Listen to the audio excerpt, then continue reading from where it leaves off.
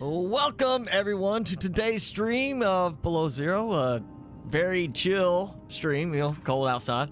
Hey, Animation Kid, Orbit, Regio, S-Bots, of course, hello, Ducku. Let's see who else. I'm scrolling through here. Shadow Armada, hello. Regio, again. Y'all been chatting it up. Lakeesh, Lutusa? Yeah, Lutusa, I think. Bradley, Merrick, Felonius, Jason, Pierre, hi. Orbit, hello. Shadow, what caused my Windows corrupted my files changed to .coos? If it changed the extensions, you got ransomware, dude. You need to look up what ransomware that is, see if there's a decryptor, or reload for backup, because you got ransomware if it's changing your file extensions on everything. At least it's not one of the other ones that changes it to a less pleasant reading extension. But you want me saying welcome as your ringtone? Okay. Sure, we could do that. I said hello, Merrick. I said hi. I read your name. And Chili Cold, hi. And hi, Jennifer. Seth, thank you for joining in. Glad you're enjoying the content. So yeah, we're here. We've got my not moving blueberry pet and my moving pingling, which we're going to see if he matures into an adult today. I'm assuming he should mature by the time this is done, and they are still not producing eggs now. So yeah, something is broken badly with this whole setup. So I'm probably gonna have to dismantle this whole setup and redo it, because something is not working right. Let's see if it does that same thing again. I'm swimming, I'm out, I'm not swimming, I'm swimming still, and then I'm out again. So yeah, it's still doubling up something. We're gonna have to take that out today and fix it, I think. And the weather let up. So yeah, we're gonna build. I think I got some titanium, not a lot. We got some. You know what? I'm gonna do this, because I know this is broken. I'm gonna go ahead and do this. Engineer Gaming, hi. And hi, Alexander. So yeah, I'm gonna go ahead and take all this stuff out. No. Pick up. Wait. We'll grab 2.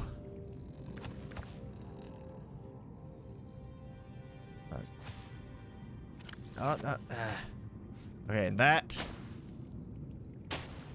Oh, no, don't do this. Oh, there it goes. Did I get something? Yes, I got something. Okay. I might as well grab extra, you know, while I can. Okay. And they're still swimming. So we're gonna do all of this. I'll replant afterwards. So that's done. Now I need my little buddies, including that one. Where'd you go? Yep. Oh. Come here. Where'd he go? I really need 2 of you, but I'm not going to sacrifice one if I don't have to.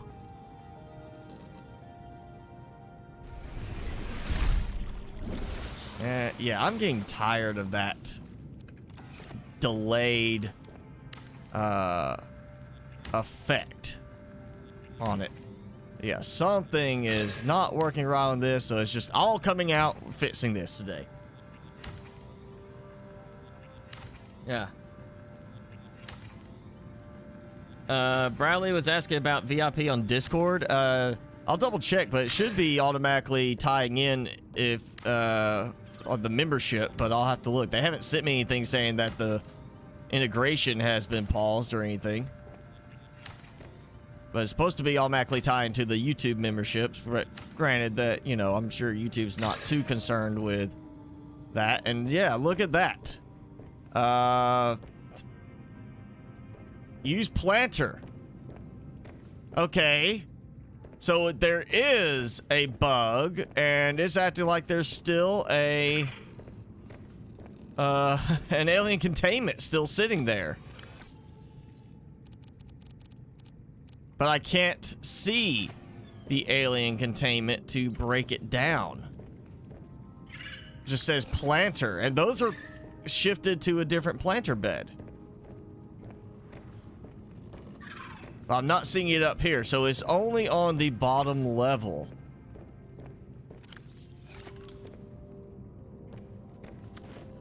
Okay. This is weird. How am I supposed to fix this? It's not so much that the planters, or the plants are there. I'm not worried about the creep vine. I'm worried about the fact that it's got a second planter showing. Oh, no, no! Ah.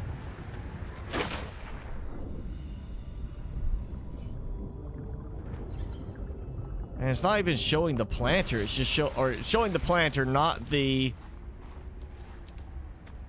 What the?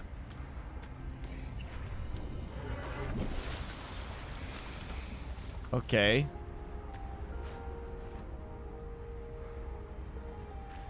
That's that thing a little weird. I was like kind of didn't know where it wanted to be positioned. These are not good indications.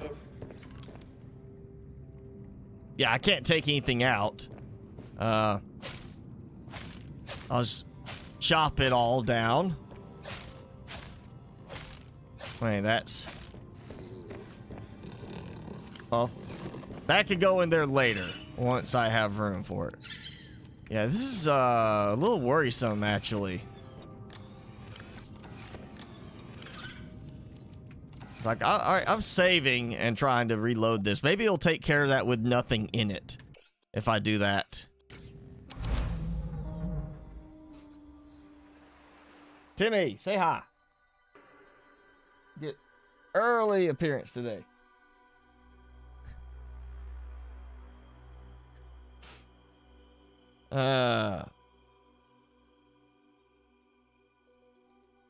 You're getting access to the Discord. You should have access. I mean, just have to click the link.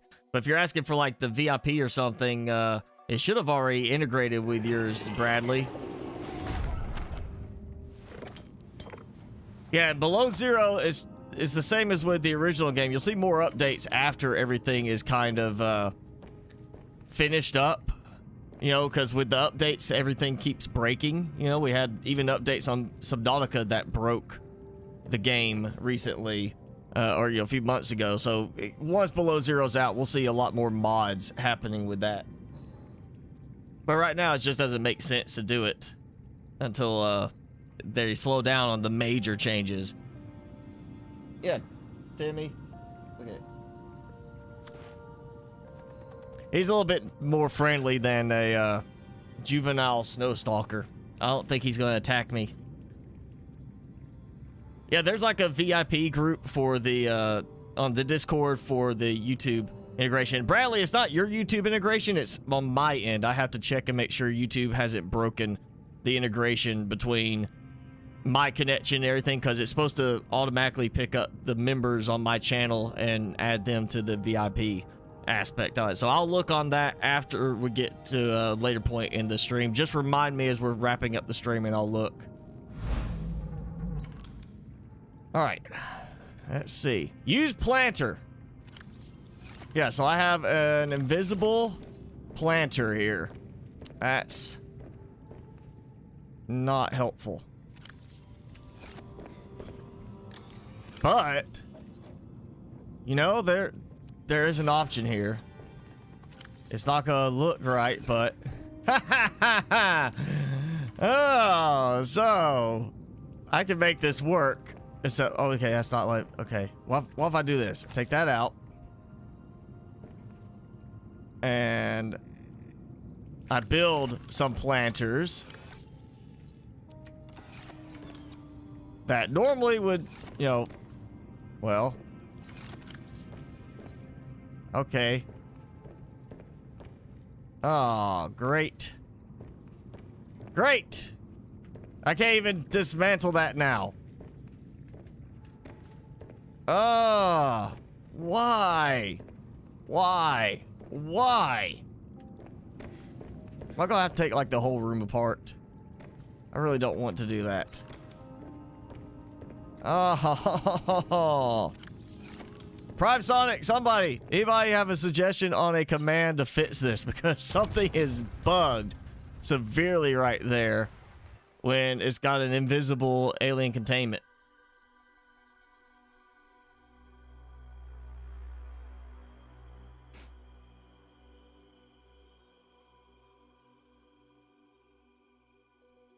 You need some cache on your new save. Which cache?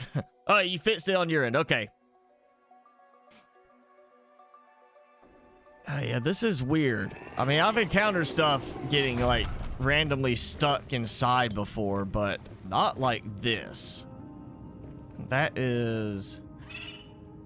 like, I can't put stuff down without it possibly getting stuck where I can't target it, because when I'm fine right now, but if I take that out, it's use planter. It's not letting me target anything else. So I can either have floating plants or I gotta find a way to get that removed. So, alright, alien containment, I guess, is going to come up here instead for now. Which is not how I wanted it to line up. Maybe building up above might fix it. I mean, it's not likely, but it's possible. Actually, I don't need that part. You stay out of the way. So this should create its own planter bed. And it did. Okay. So it's not acting like the one below is there. It's not interacting with... I did need the quartz. It's not interacting with the one below like, oh, there's, you know, another one there. So this is where the planter bed is. So it's treating it like it's a completely separate entity. So maybe it's not even acting like it's attached to the base.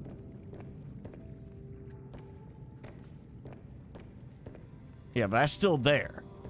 Okay.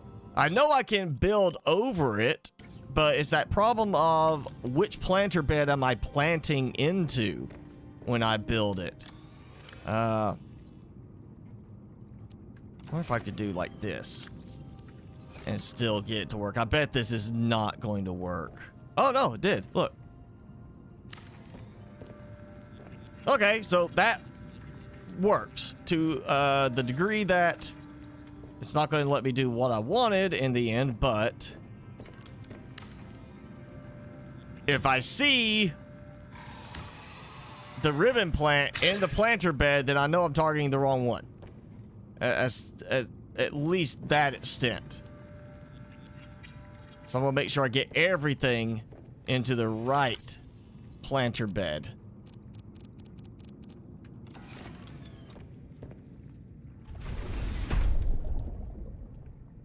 Okay, so right there, correct planter bed.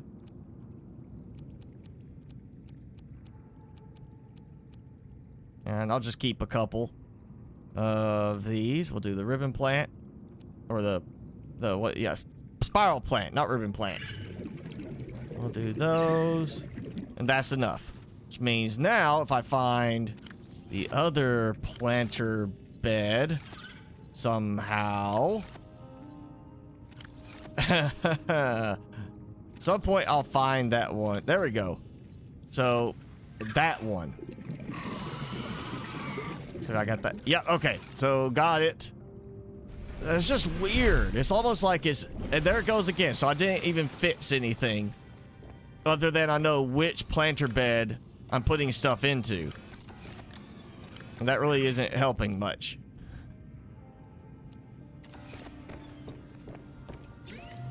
Yeah, that is a weird bug. And I don't know how that happened. It's not like I built one and then built another one on top of it. And it just somehow, it's like one appeared. out of nowhere on that. Okay, so that's as fixed as it's going to be until somebody says here's a command to remove it. Hello, push reminder. You uncapped your FPS on Subnautica Xbox by saying VSync in commands. Okay, that's interesting. Anchored vents. Bradley, I've shown before, the easy way is if you find the thruster section, you know, the smallest ship section, the one from the wreck, go downwards from there, and that's where you'll find that little research spot, the precursor research spot, and there's spiral plants right there. It's a lot easier than going into the other vents and just looking for that. It's just like right there. Not the vent gardens. Yeah, they're in the vent gardens, but you can find them a lot closer than having to go all the way there. Just go find that research spot and you'll be fine. So now wait for things to grow, and got one bladderfish. I thought I had more in there. But you know, I'm gonna eat. Should be fine on bioreactor. So we got this, and that's where I was last time, is figure out how to partition things to make it work as a living quarters type of thing. Now I guess really I could do like a bunk type thing, like a barracks, everything open, just beds arrayed along the walls, and then make this into like shower and toilet common room type area, which you kind of got like, here's the little common room, come in here and eat. Might do that. That might work a little bit better. Of course, we need a lot of showers because there's gonna be like a lot of people here, so we might do, I don't know if we want to do communal showers. That's an interesting different look. I've never had it do like that one right there. Usually it won't place right there.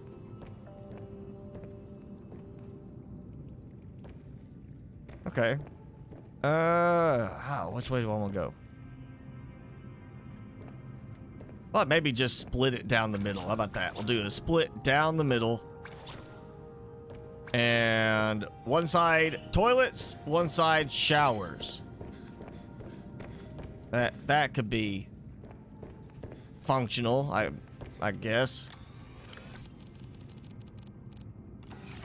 And wait, I got extra quartz over here. Nope. To have no idea. Okay, we cleared some of that last time.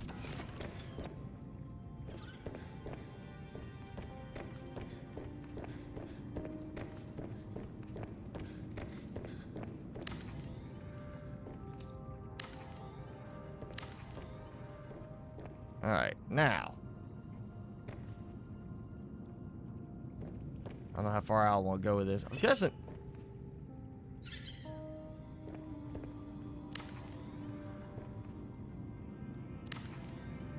Guess we'll just go a little bit further out than I might normally go. And do like this.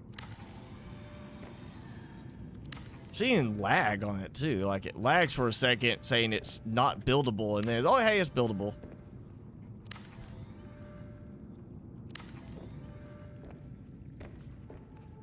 Alright, so we'll do like a door.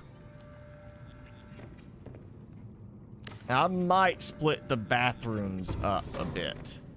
As far as we'll do like stalls. How about that? I can make that happen, right? That's a little too small of a stall. Yeah, we can do like that.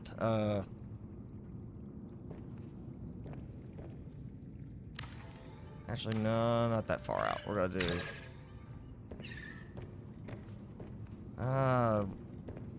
You think we could build?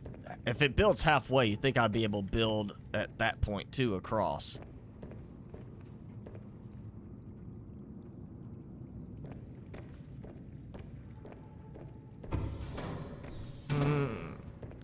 I'm rethinking this now.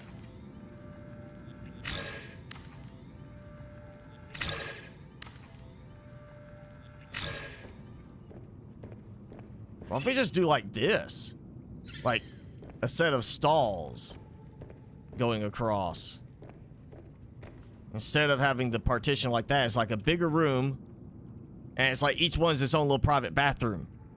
With toilet, shower, everything. And then I could move that to like here. Yeah, that might work. It might actually be better. So do like that. Then I would just instead come across this way. Like that. So it'd be this whole area, and we just put the door like here instead.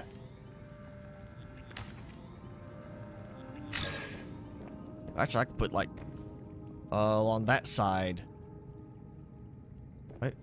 And with that, I could do it like this. So slightly smaller, meaning we don't have this like quite so cramped walkway. Yeah, this might work better. So, is it? Okay, place is there. Come on. Really? I can't place the door where I want. Door. No door. I gotta rebuild this. Oh. Oh. So that's a problem with it. Is that the extension on that? And that alignment, apparently. Really? Oh. This needs to be redone. They need to give us more points to interact with these than that. That's just hola, Sergey.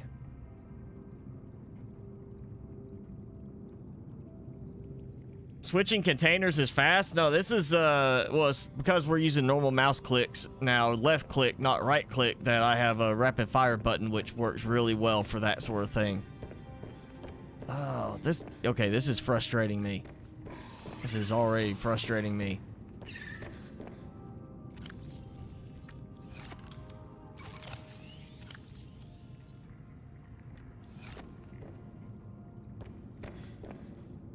Like, there should be more points that we can mount to with these walls than that. How am I gonna make this work? I'll have to alternate this. Okay, we'll start with this. Door there. Which means partition there. Maybe I just need to reorder where my partitions are. Okay. That gives me that. Which works great for that room. I'll go in here. That's a pretty decent sized room. And of course now, that's where the partition is, so I should be ideally putting the door there.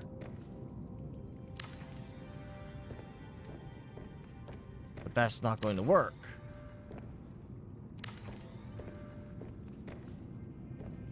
Yeah, I should be putting the door there, but it's because of the mount point placement, I can't. Yeah, they should have given us different placement options than this. They should have more points where doors and such can be set. That is actually pretty limiting. Alright, so we got one private room. If I do a private room here, that's going to be extremely big.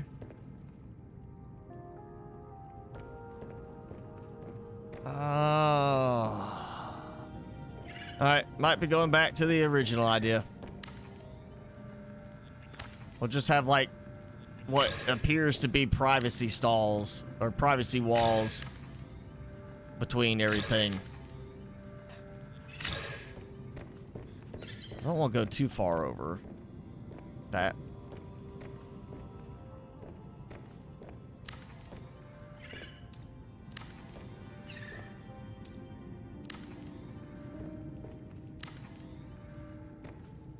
just still do this.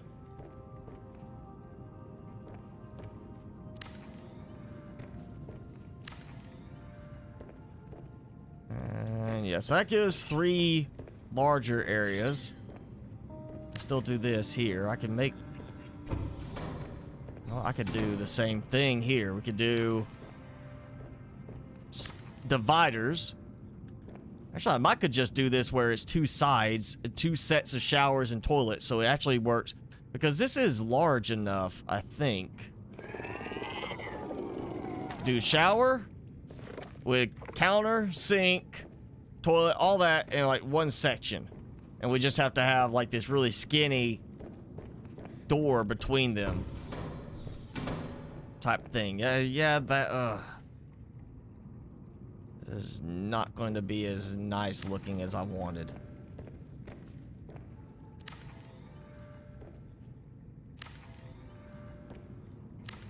Just gonna use up more titanium than I wanted. And of course there's another problem. I can't build in there like that.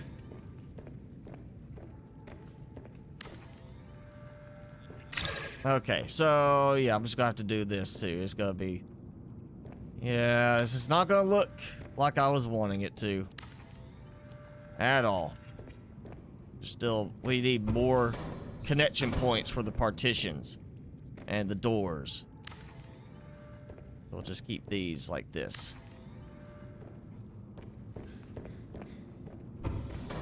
Which kind of throws things off. How does that work? You walk in and somebody's already showering there.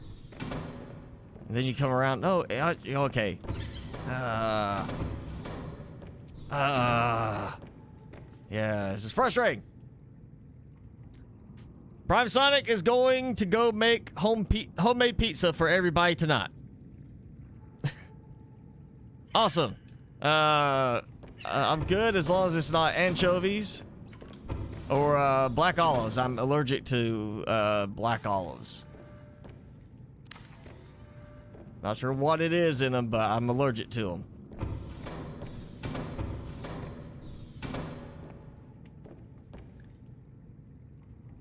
Let's see. What if we do this? We'll do like this is the locker area. And maybe sink, like counter and sink at the beginning of each section. Actually, you know what? Better yet, we'll do like 2 sinks. So if we do sink, or counter, sink, some lockers like that, then this can be toilet, shower. We have basically ends up being 4 sections of toilet and shower. Unless I move that to here and do another row as well.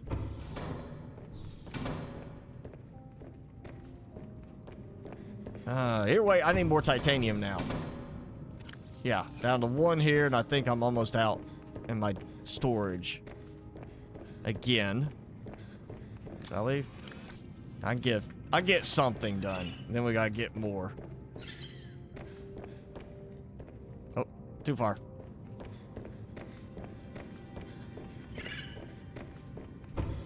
I'll just start back here, because I'm pretty sure how I want this to work. We're gonna do semi-private type room setups. So toilet and a shower. And actually, you probably want lockers back here, I would say.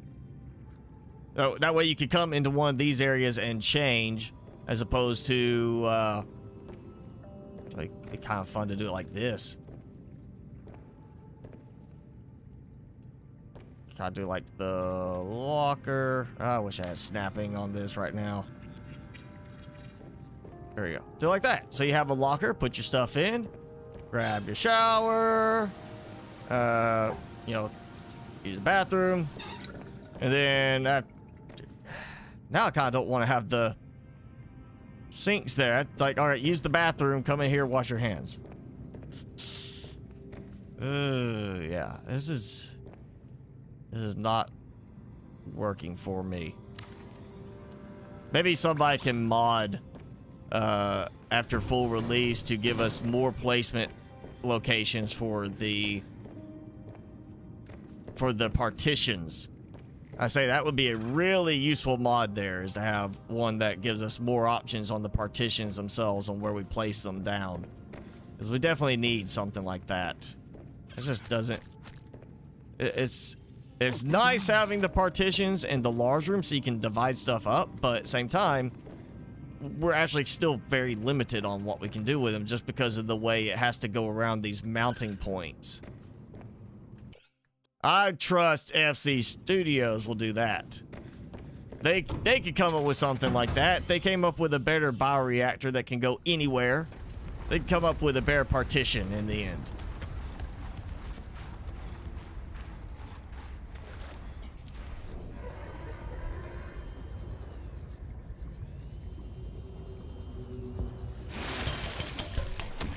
Welcome aboard, Captain. So again, out of titanium. Case every time. We're gonna find titanium. It's landing pads, so go this way.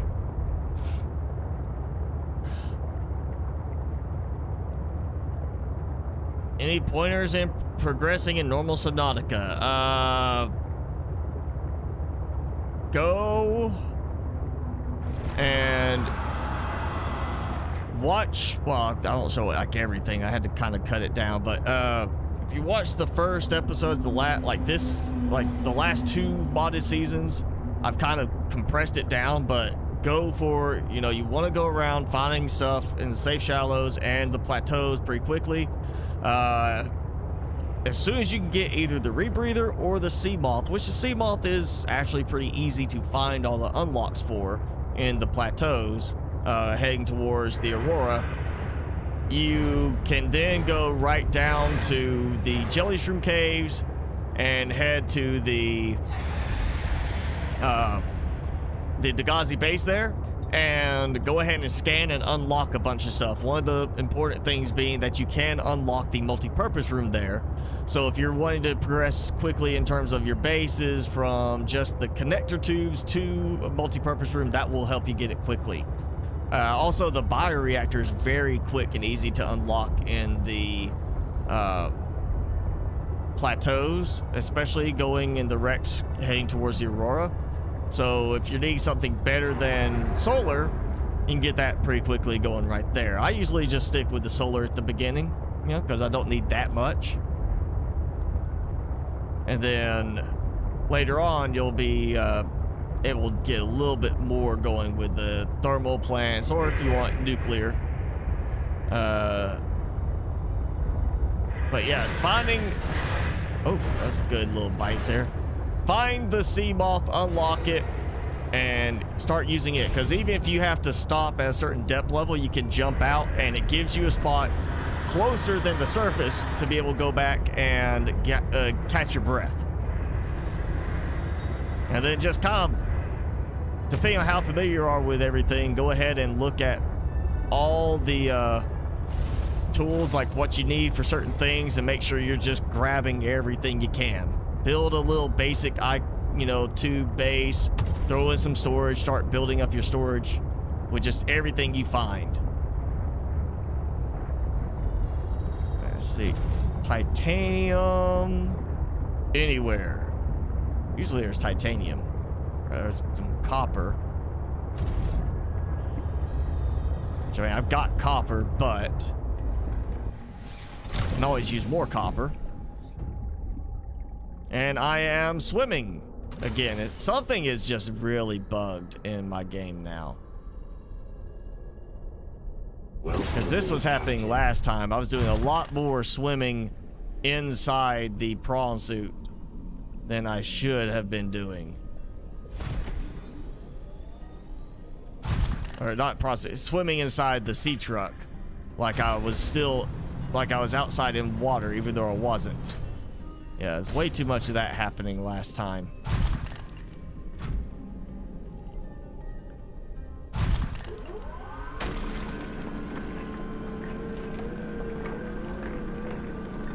can't get to Lost River.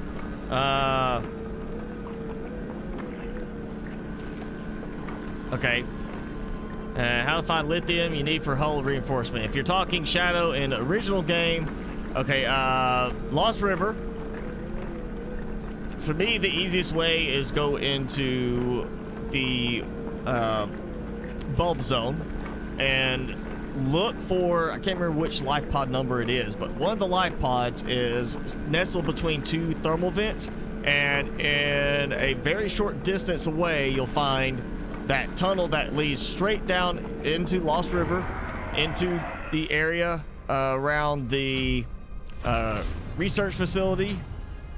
And from there, you can go into the main junction area of the Lost River, which means you have access to all those resources. Also, where the Ghost Leviathan is there, you can just drop straight down into the inactive lava zone, get supplies there. And I have done it where I just swam down using the Sea Glide to get stuff at times there. So that's, if you need to get to Lost River, that would be my preferred way. Also, where I have built my base in the current modded season near that juvenile ghost, or the other Ghost Leviathan out there past the bulb zone, past the underwater islands. There's also another drop down there that takes you into the area where there's a Ghost Leviathan, but a lot of nickel ore right there in the Lost River. Now, lithium you're going to find in the mushroom forest, and it's not as common, but you will find some of the large outcroppings. But yeah, lithium can sometimes be a little bit of a pain in the original game now to find, since they changed it during development to not just appear on the mushroom trees themselves. It used to be they were always, lithium was all over the mushrooms as they grew, and it's just made it a lot easier. But yeah, it's just gotta go there. Beast your Cyclops. I hope you backed, you saved. Reset point. Yeah, Sea Treasure Path, Mushroom Cave works too. Mushroom Cave, I usually go there for the magnetite specifically though, but you will find lithium there as well. It just depends on what your depth capabilities are. If you can't go too deep, then I would start with the mushroom forest, because you don't have to go very deep there. And you'll find copper. Also, depending on what point you are in the game, the mushroom forest, you're probably going to be going through there looking for some of the Cyclops blueprints. So it's a good place to go ahead and get more lithium there while you're doing that. Alright, that's enough copper. I need titanium. There's quartz. I've got quartz. Got plenty of that still.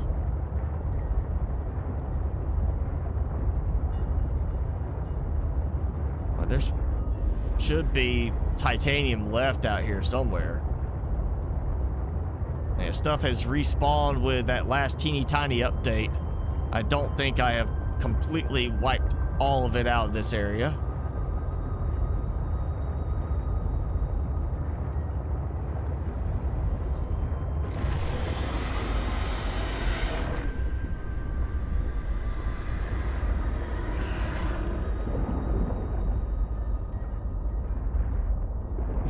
He goes after the shark, but not me. He's like, that's actually too big. I just want a snack.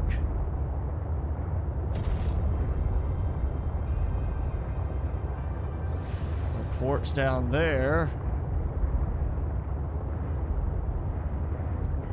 Quartz. More quartz.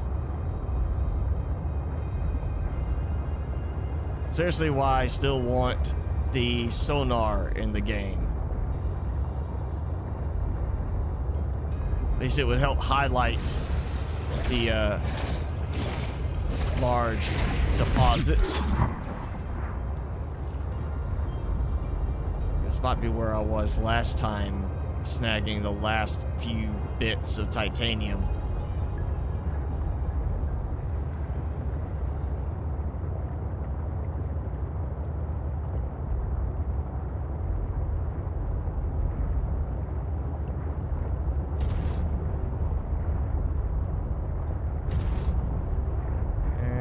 Going to the edge.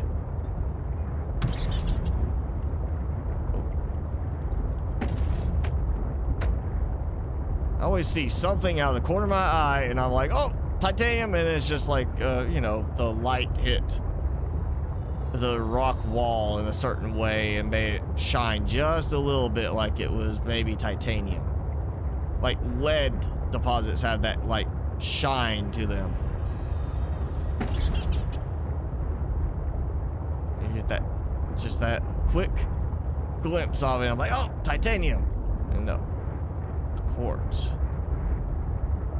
If I ever need quartz, I'll have plenty of it still here. There we go. Look at that. Just took a little bit of time, and I found some titanium.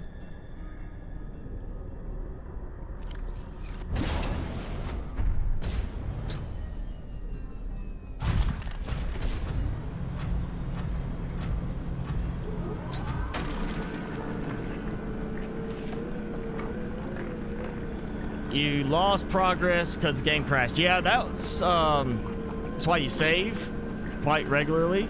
I tend to forget that in the live streams, but usually I do pretty good about saving while I'm playing. And back up your saves. I'll go ahead and say that because it's been a long time, but once during early access, it was not just me, it was like Markiplier and some others had the same thing all happen from an update where the game crashed and corrupted our saves. And fortunately, I had been toying with some stuff and trying to fix issues in the game by playing with the cache, so I had a full backup on my save folder. I lost like 8 hours of work, but I remember seeing something from Markiplier where he's like, he played and watched his videos to recreate everything in the game save because he lost the whole save, like had no backup. So now I back up nightly, all my stuff.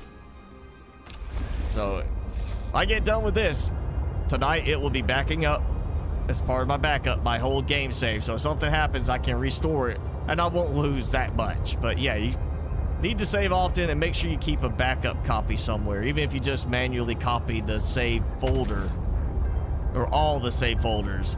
It's a good practice to do. Because depending on how it's doing it, you might end up having the game save corrupted. And there goes all your progress entirely.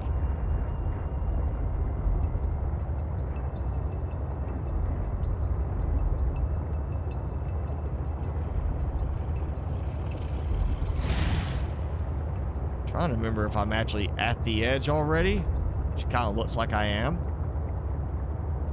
Oh, music has gone away. Yeah, getting dark. Got that.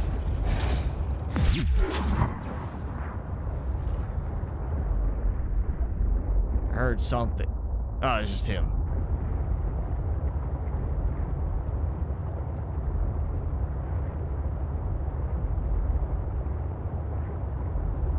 I need the sonar. Like, badly. That just helps so much right now.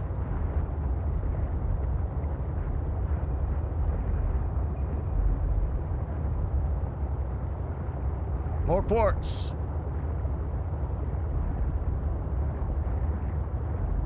More quartz and yes, titanium.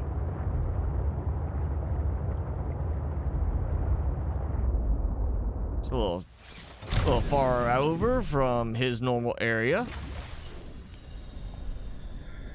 He's got a stray jellyfish.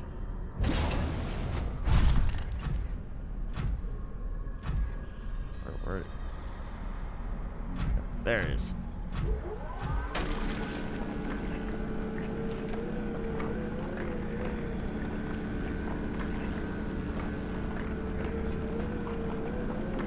Well, you're welcome, Retro Pikachu. I'm glad they help you out. Shadow, you're starting a new game? Okay.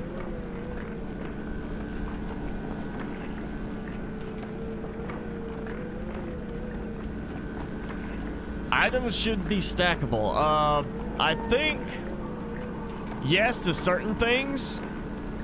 But they would have to change kind of the way some stuff is handled as far as the, you know, actual inventory. Because it's different from other games. You know, it's tile-based as opposed to just being like a number amount or a weight amount. You know, it's not like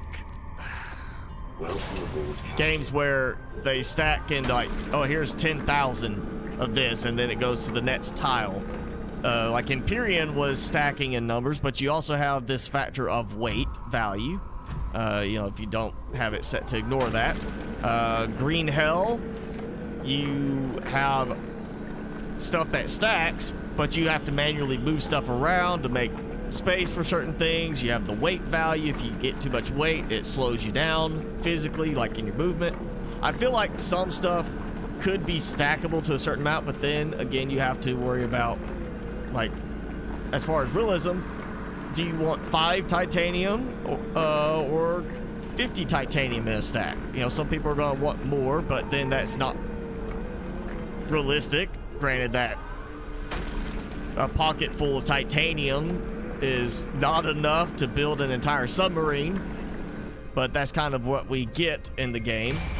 So it's kind of a yes and no. Yes, I feel like some stuff could be stackable to save space, maybe.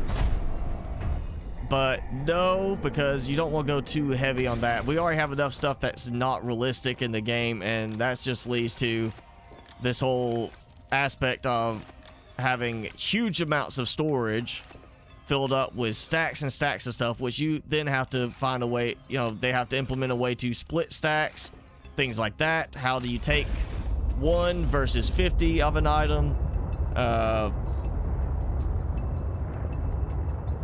It also goes to, again, you know, the realism of it, how weight value, and I feel like if they're going to stack something like that, especially stacking in large quantities, we should have some way to automate some resource collection.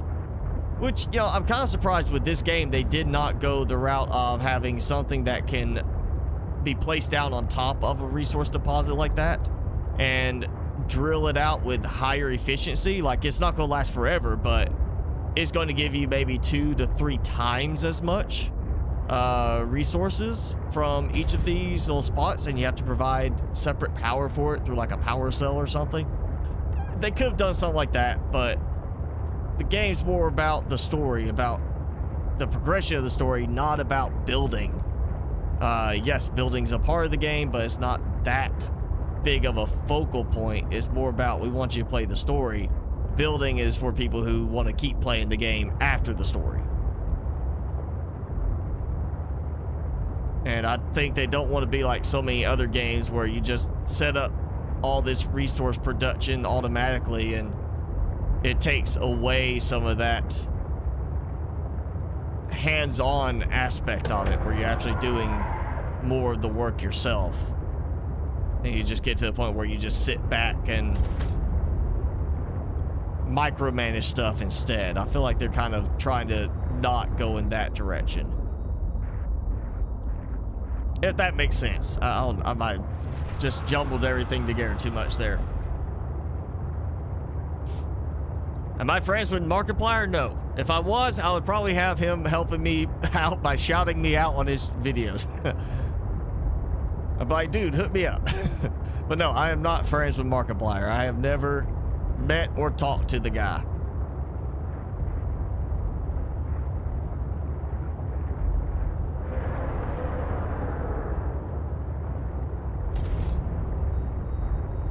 There is more titanium.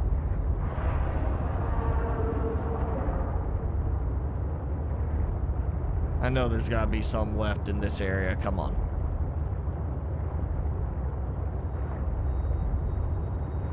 There's more quartz. Might be one of the ones I passed earlier.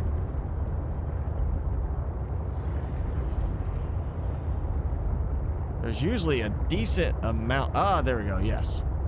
Decent amount in this area of titanium. It's just kind of spread out.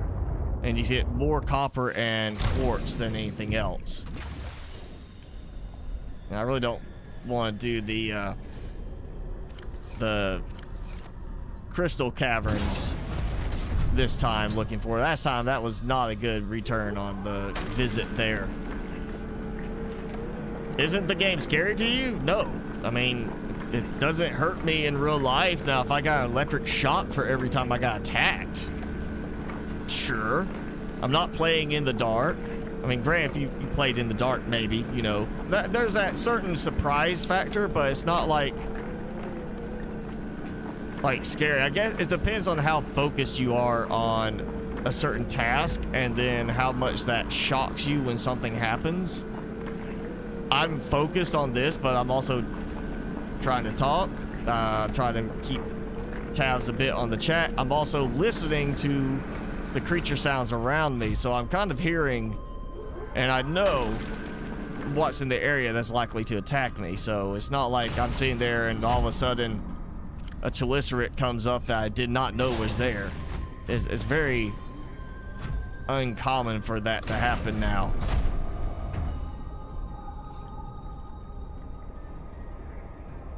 I should be close to that Chelicerate again.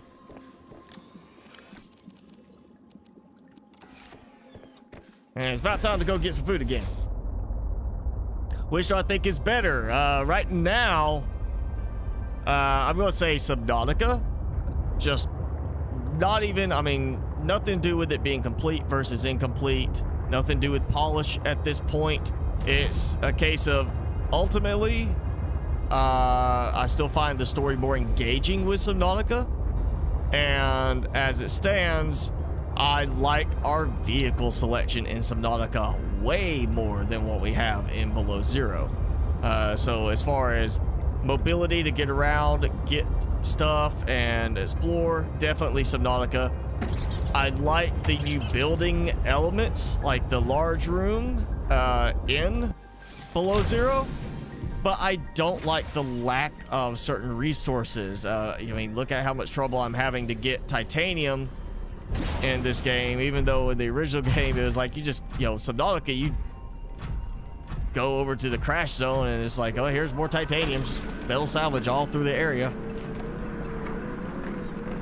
And seeing, you know, as much as we've expanded on the ability to build bigger bases on what we can build with bases, large rooms, it feels like we're really more restricted in Below Zero in terms of resource availability for those building materials, despite the fact that once you have the alien in your head, you can coerce the sea monkeys to bring you stuff. I do like that fact, but that's not the kind of automation that I'm looking for. I am much more interested in the deep drillers coming to this game, stuff like that, because I've done that sit around, wait for 20 sea monkeys to bring you the right stuff. They like to wander. They like to go further out than you want them to. They don't stay close by. It's not as straightforward as a deep driller from Field Creator Studios makes it. Or it's just going and gathering a lot of salvage. So yeah, I'm still right now liking the first game better overall, but they haven't released the full story yet, so there's always a chance that I might end up liking this story better in the end once it's finished, once they release the whole thing for us to play.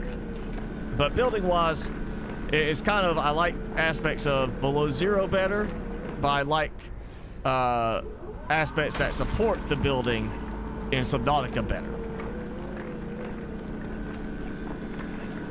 No, Reaper Leviathans are not in this game. Instead, we have the Chelicerates would be the match for Reaper Leviathans because of how popular they are in different biomes. And instead of Ghost Leviathans, we really have Shadow Leviathans because they're only in a certain type area. And then we have Void Chelicerates because Void Chelicerate made for a scarier option than Void Shadow, you know, Leviathan. But no, there's no Reapers in this. That's the Chelicerate. That's kind of the same direction. We actually have one nearby. Should be nearby. Seek fluid intake. Come on, last bit. There's a bunch of copper. Oh yeah, come on. There should be maybe something in here. Before I have to rush back. The nearby spires are substantial thermal vent structures hospitable to coral formation.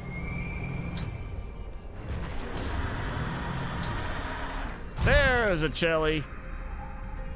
Oh, and then we have squid sharks. Squid sharks are not as big as reapers, but they're bigger. We got the cryptos too. Those are bigger. We got more larger. Like, I would say if you think reapers the Leviathan, we have matching Leviathans, but then we have like these little not quite Leviathan creatures. They're larger, but they're not like Leviathan. They're big, but they're not like you know, swallow you in 2 bites type big. It's like be like a little small hammerhead shark versus a great white kind of thing. You know, one's closer to your size physically, another one is a lot bigger than you. So yeah, we've got more of like the not small aggressive creatures in here, more bigger, like that guy right there, than the first one too. So there's more threats, I guess you could say, but you know, once you know how to deal with them, it's not really an issue. Plus they don't, they're love taps. They don't kill you very quickly. That's enough. I gotta go get food. I'll just keep that.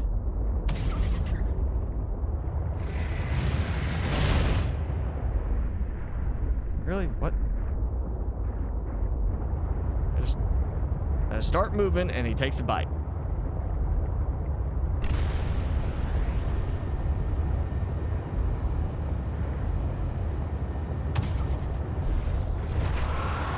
There we go. Let's go say hi. Oh, I didn't even get him. I think he's still too far away for that.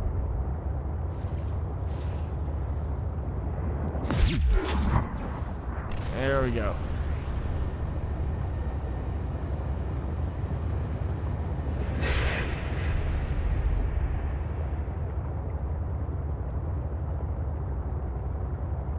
Seek fluid intake immediately. Ha ha ha ha! Gotcha. Come here.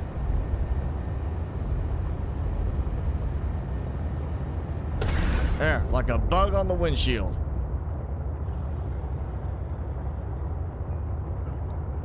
Happy 2021, James. Thanks for joining in.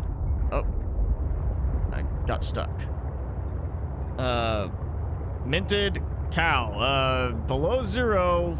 I keep hearing 2 different things. One is first quarter, meaning end of March at the latest, and I'm also hearing first half of the year. I'm thinking as close as they have kind of hinted they're at. The story's fully voiced. I'm sure they probably have, for the most part, the story implemented in private version of the game. I don't know what they're putting in experimental right now, but I'm sure they've got probably a private version of the game they're testing things out in, and probably have most of the story actually implemented at that point, because we do have a little bit left that hasn't been put in the public branch yet. I'm thinking they probably could do it by the end of March at this point. I mean, you know, aside from maybe a couple little touch-ups to certain biomes, most of it is the story at this point. So I think they could pretty much have it done by end of March if they really wanted to. If not, then, you know, probably not long after that. I would say I don't think we're going to be waiting until like June for this to come out. I'm thinking March, maybe April, on the later end at this point. Just depends on how much they optimize. If they decide to really get focused on optimizing and just trying to squash a lot of bugs, then they might take a little bit longer, but I'm thinking they could probably knock it out by end of March. That would be my expectation.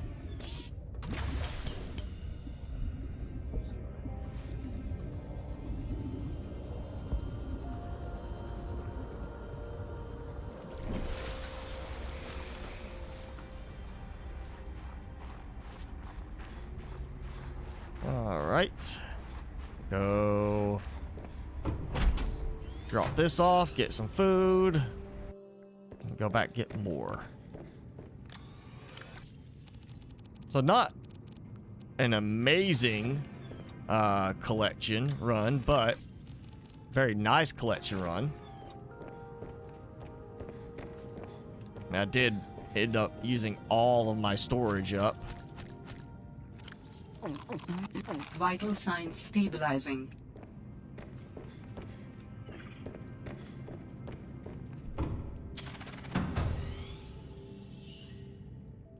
Definitely don't like the weather in this game.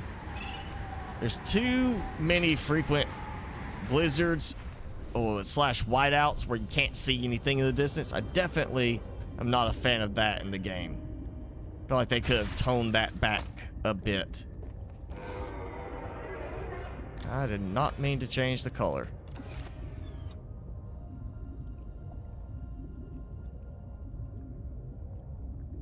There. I'm actually gonna be out of... Oh! Whale trying to swipe through me.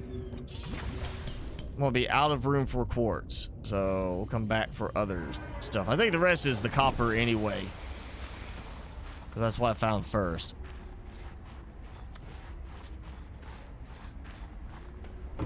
So this should get at least something going. We get some more building going. I probably will need to just toss. Oh, there's some extra quartz in there too. That's my copper. I've got room for some. Oh, wait. Where did I put it? I have it. Yes, got some lithium there. We got some extra lithium.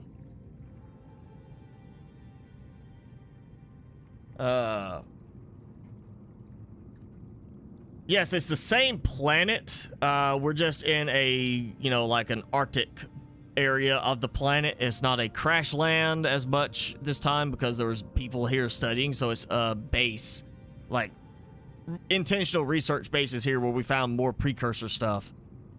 I do like the recyclotron. I'm glad it's one of those things, Bradley, like, somebody create a mod that did basically that function, same as we've got the fridge and shower, stuff like that, add to the game. Started with a mod. Somebody made a mod, made it work, and they're like, okay, we like that, we're going to add it to the game. And now we've got it in the game, and that's kind of the same thing with the recyclotron. Somebody came out with a mod that allowed you to recycle stuff, and now it's a normal part of the game, which, again, is kind of surprising it wasn't originally done to a certain degree.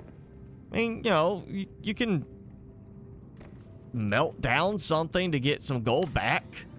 I don't see why we wouldn't have that as an option in the game, especially if you accidentally make something you end up not needing.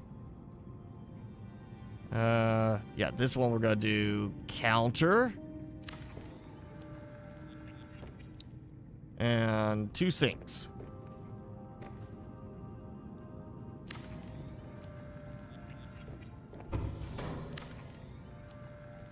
So we got 2 spots for people to wash hands. Get that. Oh, it worked there. Kind of fun. Little nice bit of greenery in here. You come in. Kind of frames that actually very nicely. I like that. Glad I tried that. And then picture frame. Yeah, still a problem. Picture frames don't want to place very well. Or the signs. Signs tend to be problematic too. Like that, not visible. Because it's actually placing further back than this. And I can't believe they still haven't fixed that yet. Well, aromatherapy. It's a bathroom. There's toilets.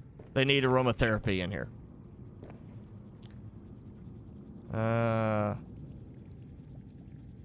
think what else.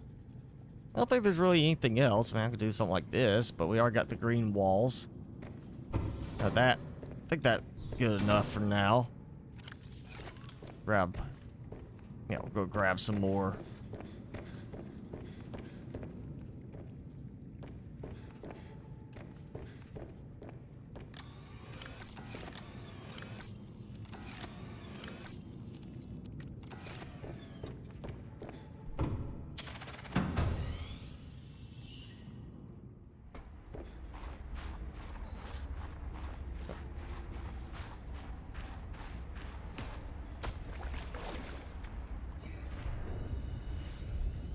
They have mods for BZ? Yes, they do, but there's not as many just because of updates causing problems with them. You won't see as many modders building for the game yet.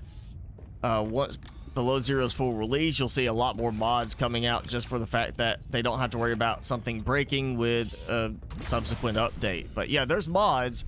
We've actually looked at some of the mods, just toying around with them on one or two live streams, but you know, for the most part, I stay away from them because, again, it goes back to there's a lot of updates. Updates break mods. Updates break other things. And mods can cause their own bugs, too. So I'd rather not add bugs to the game and focus more on just the game itself and any bugs in the game that are just part of the game and not added in thanks to a mod.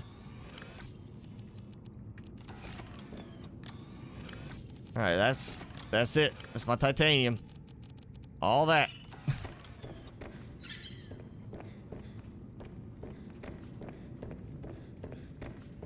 So, got that, and that. I might be able to make this work.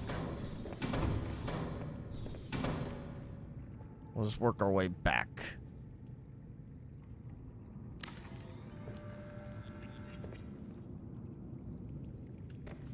Do sink and sink. Go ahead and get these. And oh, I need some quartz. I didn't bring quartz up with me. That's fine. I'll get that in a moment. Oh, we did the shower on that side. I'll try to make it consistent.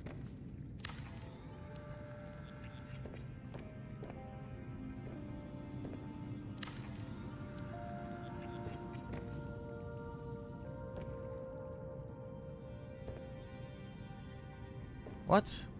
Ah.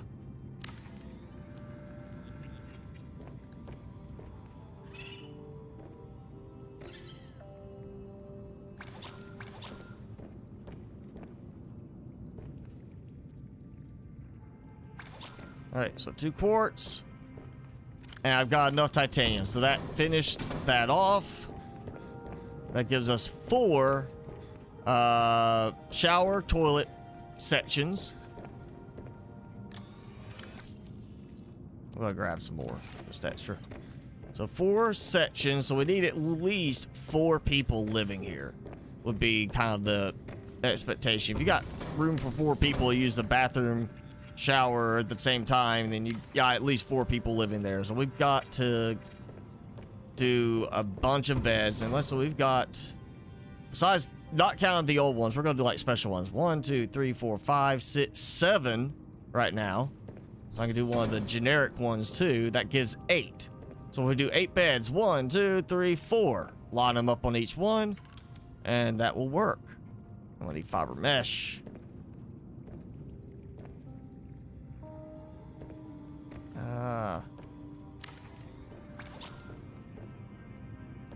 Get very colorful beds in this game.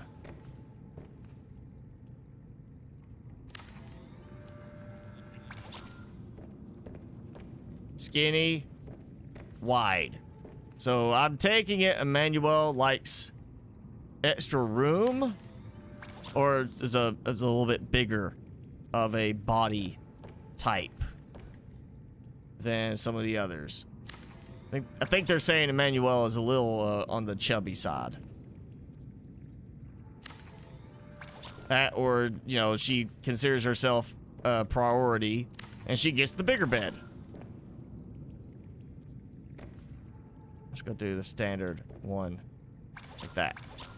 And, down titanium, how much? Yeah, okay, so everything else is fiber mesh. I just need titanium for one. So it's 8 fiber mesh, 1 titanium. Okay, and fiber mesh. I need a bunch of creep vine, which I might still have one.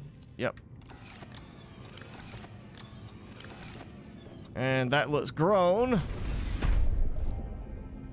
So I have... That's 2, 3, 4.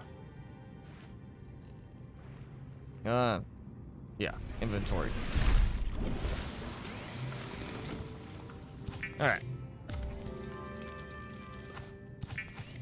Do I have the booster tank? No, I don't use the booster tank. I don't find it that useful.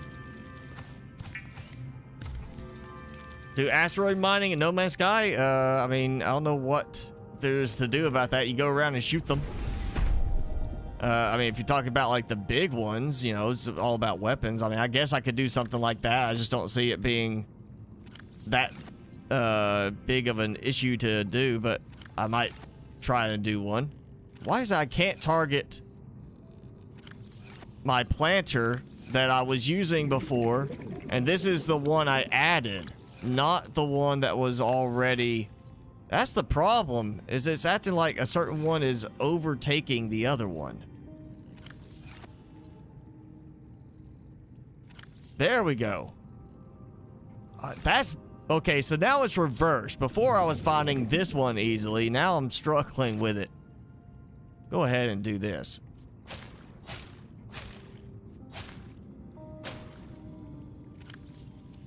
That gives me another 2 fiber mesh.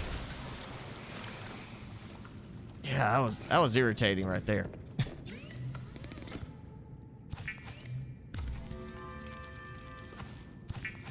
Yeah, a lot more building on land this time with BZ. Yo, Aman, thanks for joining in.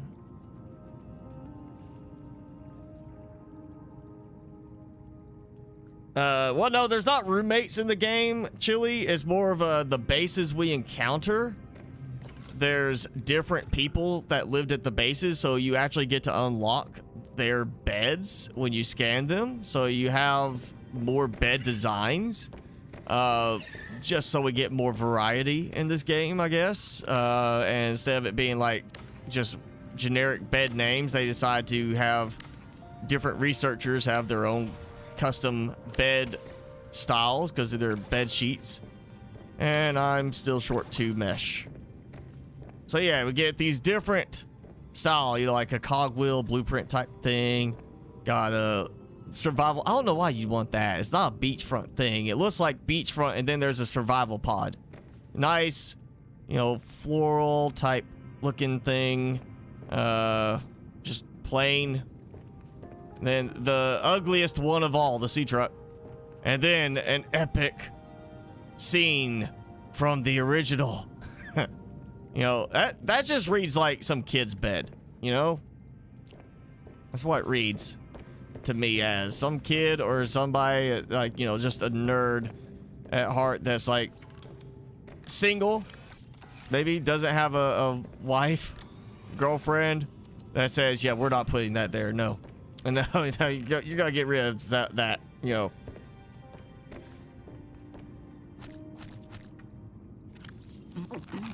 And, oh, I need to probably check my bioreactor now.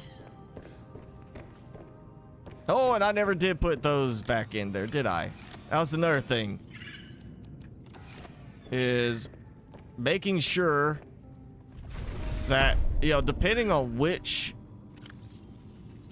it's acting like I'm in, is which of these is going to have, are they going to actually produce eggs or not this time? They were doing it before, and then after one of my saves, whenever that bug happened, they stopped producing eggs, and he is not grown up. And I need to get some more of them going. Yeah, if I have to, I will build up another level and just forego that level. We'll just go up another one up here. It won't be fun to walk around it, but I'll make it work. You know, save time. Ah, yes, you upgraded. Thank you.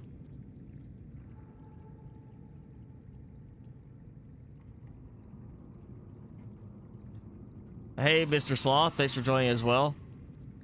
Hi, stupid boy. I'm not trying to call you names, but, you know, just that's your name.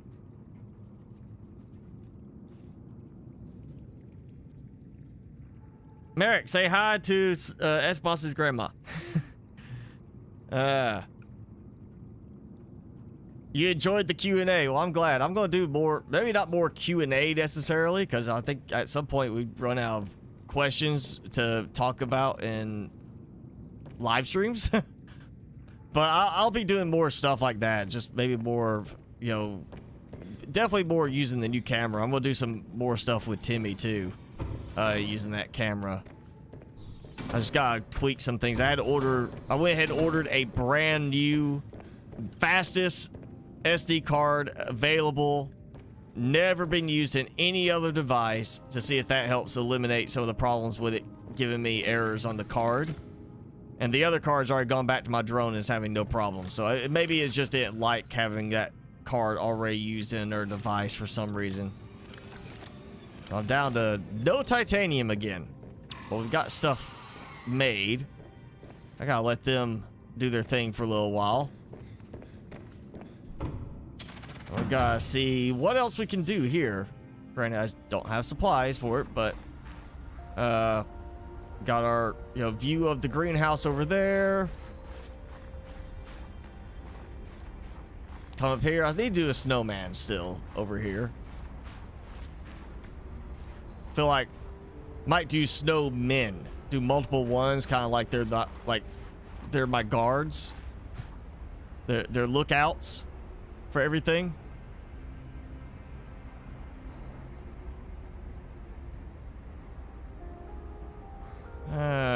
Dangerous. I got diving right here. Seek shelter. It's probably where I hit my head.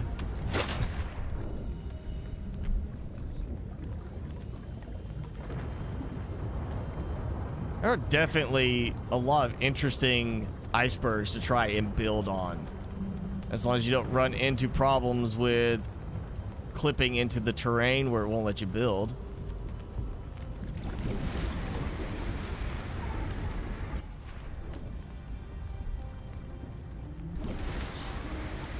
See how high up I can go on this one. Can't even see my base now, thanks to another blizzard.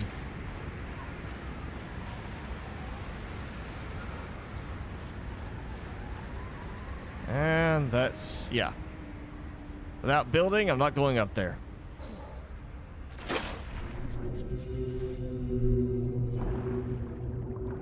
Go for a ride on a whale.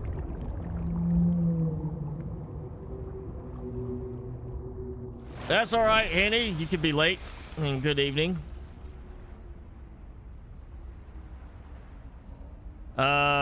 Video of me playing a little music. I'm not sure what I would play because I don't want to do anything that is, of course, going to cause problems as far as copyright strike. So I don't want to do something that would be like me playing a song that gets me copyrighted.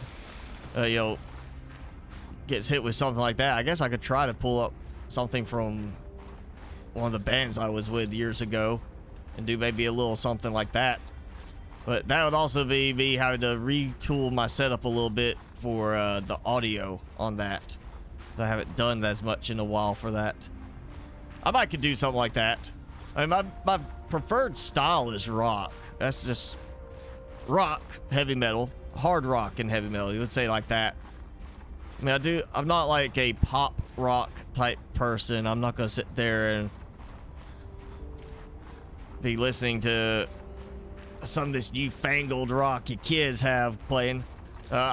I'm more of like a 90s grunge and like 80s hair metal type person. Like, give me some good Van Halen, Steve Vai, a lot of his stuff. You know, the 80s hair metal groups, and then of course 90s grunge. Alice in Chains, Soundgarden. Those are great ones. Nirvana too. I'm not as big of a Nirvana fan as I am for the other groups. You know, need to clean this up a little bit here. And let me find the spot. I'm gonna wiggle this loose. I want to take this with me. Somebody, if they don't add this as part of the vanilla game where you can build this, I trust we're gonna have that added as part of a decorations mod. I'm so surprised we can't scan and unlock those.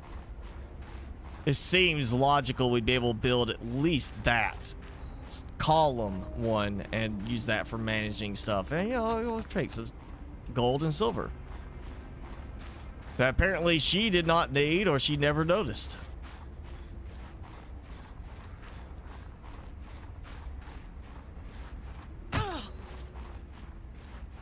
And we've got floating, magical. Well, not anymore, but they were floating through magic. Penguins. I saw it. I have it on video. It really happened.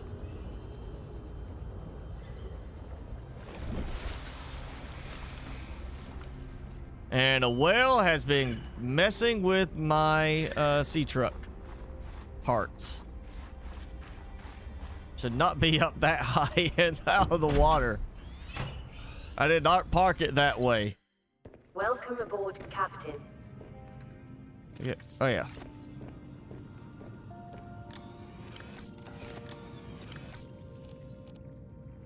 Too much.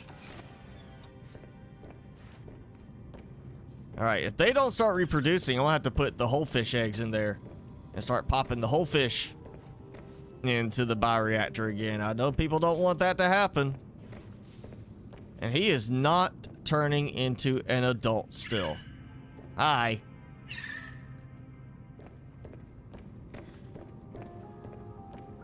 So, yeah, you can console command a baby pingling in, and apparently he'll just stay a baby forever. Which is, I'm sure, why everybody wants, you know. You don't want it to grow up and be an annoying adult.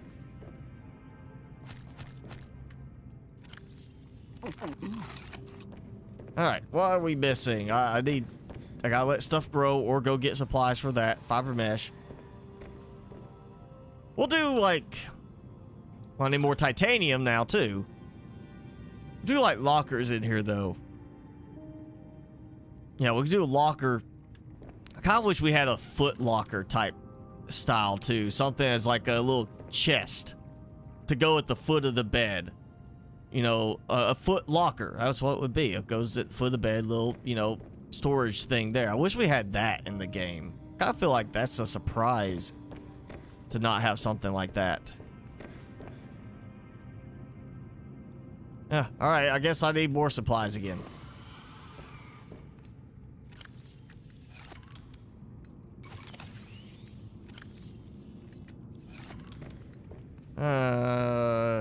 Alright, we're gonna let the... He's like kind of sitting there. We'll let them do their thing. And hopefully come back and find some eggs. If not, then this may be completely broken for me where I can't use this level.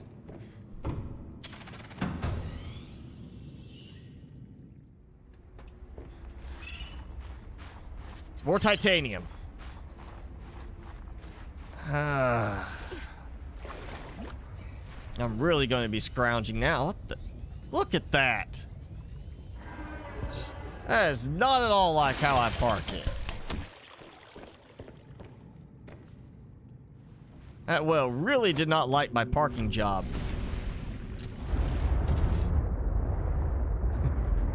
See if I can get this. There we go. Alright, I'm gonna head towards the landing pad. Just in case, maybe I can find enough stuff in the glacial basin area.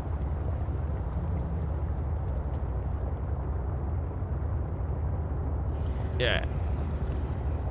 Yeah, I don't like, I mean, you know, industrial rock, I like some stuff of that. I'm not such a huge, like, I'm going to listen to specifically that, but, you know, I'm definitely, like, more of a rock person. Though at the same time, I do listen on rare occasion. More so if I want to, like, listen to something I want to play, I'll listen to, of course, jazz, classical, stuff like that. Some blues, you know, it's more of, like, playing that stuff as being a guitarist, but not so much, like, if I just need to relax, that's not what I'm putting on.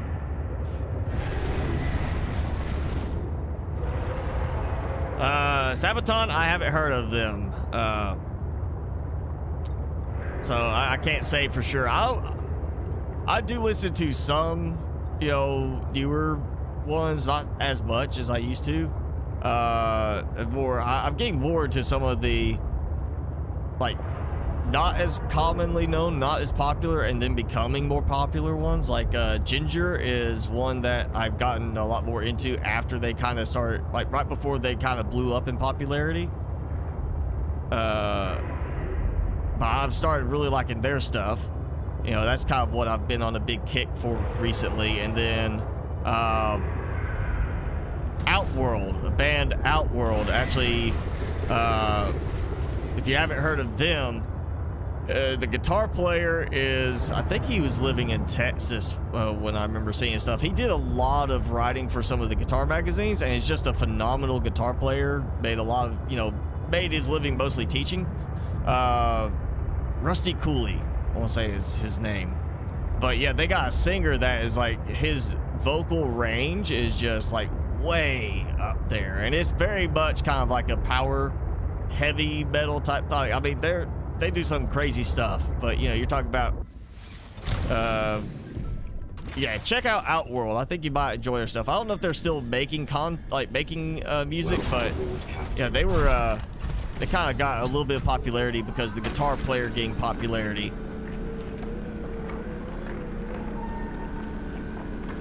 Builder Burnout. Yeah, I understand that. Dire Straits, I like Dire Straits, yeah. Of course, Eric Clapton is a good one. Queen, I'm not as big on the guitar work as more of just the energy of Queen. Like, you know, Freddie Mercury, outstanding performer. Say what you want about his personal life, however you feel about it, but outstanding performer, outstanding vocal talent. You know, Dire Straits, I like their stuff. Eric Clapton, of course, is a favorite. I actually did, when I went to London years ago, I did go see the original Hard Rock where they had the Clapton guitar at that time. So that was a really good one, a really fun one for me. But yeah, I like those two. You know, Stevie Ray Vaughan, of course, Stevie Ray Vaughan's a big one. I'm not like huge on his stuff, but I do like, you know, hearing his stuff when it comes on the radio. I'll listen to that. That's, you know, he's a good classic one. My big one, as far as technical style, is Dream Theater, hands down. Just the skills and the writing style, they're a big one for me. But then I'm also big on Alice in Chains, just from the writing style. They're not a technical band. You know, it's not like crazy guitar aerobatics, but the writing and the emotion in the writing, I'm real big on Alice in Chains, bands like that, you know, too. So it's, when people ask what I like, I say it's always about how the music speaks to me, how it makes me feel, how it grabs my attention, and what I feel as a result of it. You know, there's bands I'll listen to just because their talent is amazing. There's bands I'll listen to just because their songwriting, you know, just how well their songs are written, how it speaks to me, things like that. But yeah, definitely, if you like some of that stuff, you say, check out Outworld. Crazy good guitar player. And it's just, again, the vocal range of the singer is just, it was fantastic. Pickled corn. I have never had pickled corn. I tell you, my favorite corn is like Mexican street corn. Do like that. Without the mayonnaise. I'm not big on the mayonnaise part of it. But like, I've never had pickled corn, but I would say, you know, you grill some corn, slather up with butter, roll it in like paprika, cayenne pepper, regular pepper, some salt. Especially if you get a good salt on it. That's good corn right there. Good corn on the cob. And, you know, just shove a big skewer in the end of it. You got it like kind of like a corn dog. When do I usually stream? Saturdays at this time, and then Thursday, Friday, depending on where you are in the world. I'm later, you want to say Eastern time zone. It would be 8 on Thursdays. I think that right now is like 1 a.m. UTC.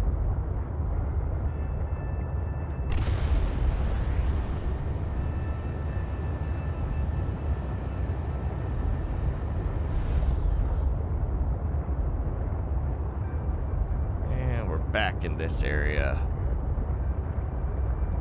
Definitely saving after that one time when they destroyed my sea truck.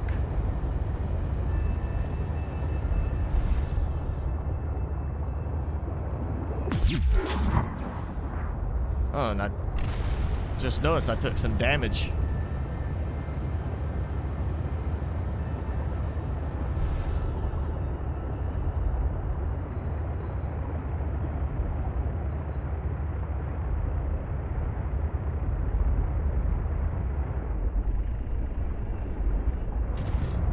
There we are.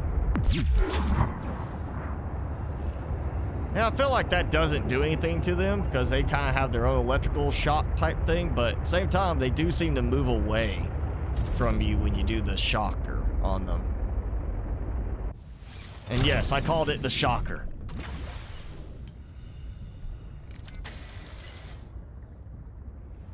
I'm gonna try parking underneath this time and see if maybe, you know what, and we'll save. Maybe they won't mess with it if I'm parked like underneath. No. Oh, yes. I was waiting for it to like re-dock. Kind of went way out of the water and not with enough momentum in the direction I needed.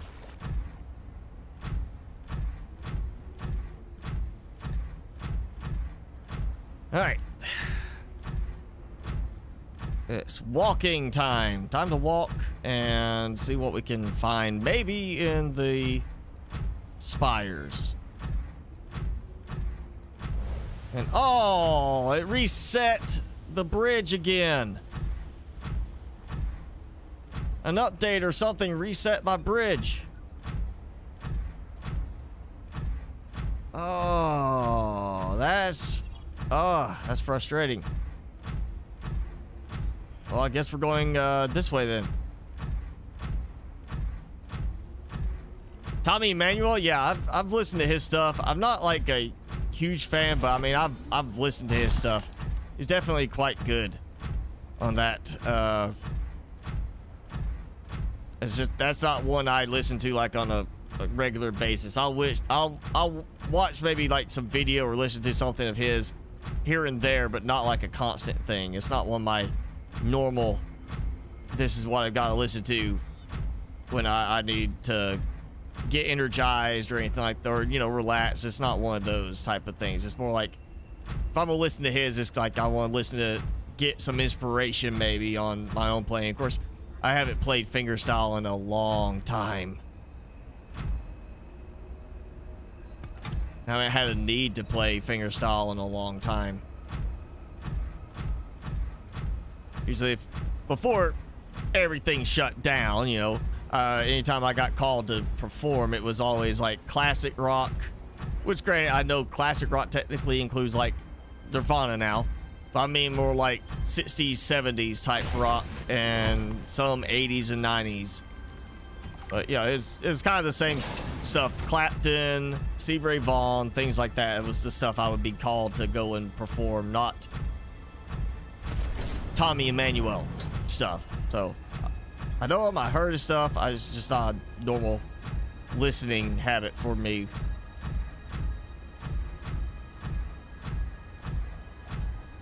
I understand, Mr. Sloth. Fortunately, I don't get stuck working Saturdays, but on a rare occasion.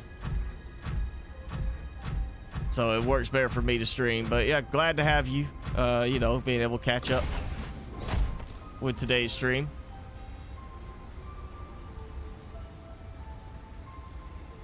What mods can I have? Like, you mean like what mods do I currently have? Because I have none installed at the moment. But there's quite a few. You can there actually is a few good mods, I would say. If you're going to start with the Snap Builder, because it makes it easy to play stuff. And then if you want beyond that, I would go with the mods for the prawn suit. Or not prawn suit, the sea truck, like the ones that add like extra storage to the main cabin module, the sea truck arms. So you have a drill arm and claw arm option for the sea truck. Things like that are very, very beneficial to add. But again, you know, the mods are going to have things breaking just because of game updates. So you may run into more problems with the mods for a little while than you might like. Try to think, where is that? Oh yeah, just takes me down lower. That's right. And you recognize this one.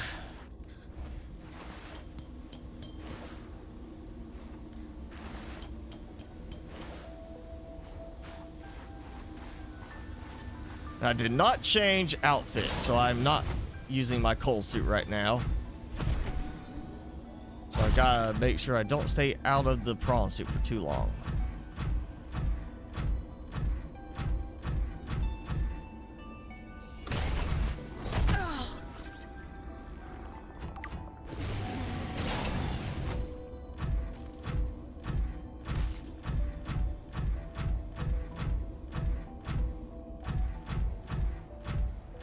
Oh, yay.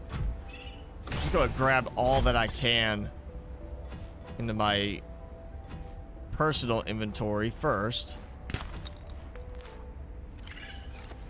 since this is kind of a pain to get to at times.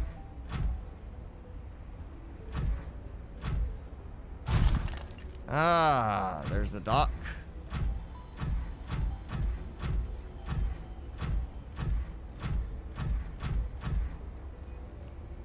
I made the loop around.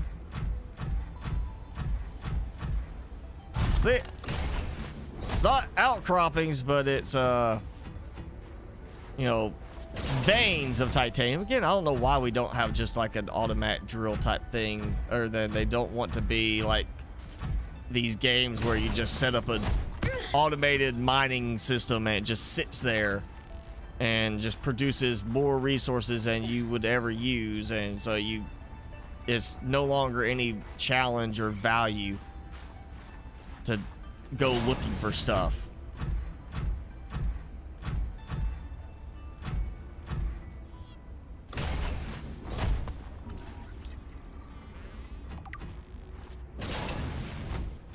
Okay, so that's where the base used to be. That's where the dock got moved. I think if there's going to be any other spots right here. I am getting used to some of these areas now. Getting used to where things are again in this, since they changed the map that last time.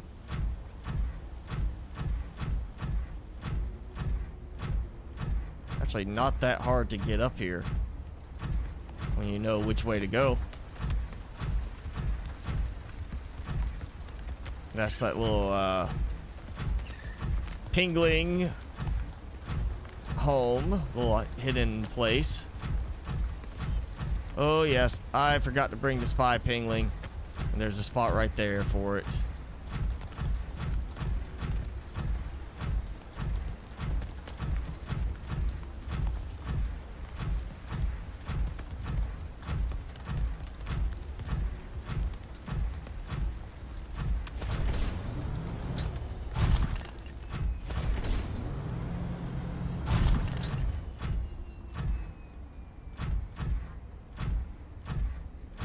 Well,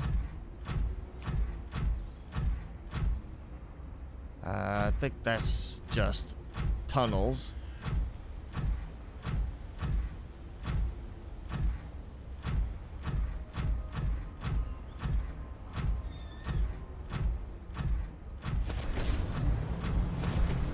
Guess I may have to go make some more of that hydraulic fluid to take and use at the bridge since it reset on me.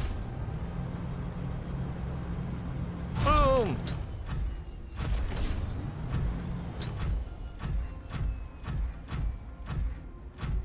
Oh, that's a mod right there I want to see. Oh, hey, also titanium. I want to see a mod for this game being, if I collect stuff. All right, so this platform, you know what? Fine. So this platform here, we've got the habitat platform mod that takes the Neptune rocket platform. I want to see this mod taken and used in conjunction, or this platform used in conjunction with a flying mod, something either a new flying vehicle or a mod for, you know, which we already have a flying mod for the sea truck. But it'd be great to have a vehicle type setup that allows the sea truck to land and dock, basically, and have that be a landing pad. So whatever vehicle's flying, you land it there, that recharges the vehicle. Maybe like even add an inverted type moonpool arm setup where it's like, okay, this is going to dock and charge, you know, stuff.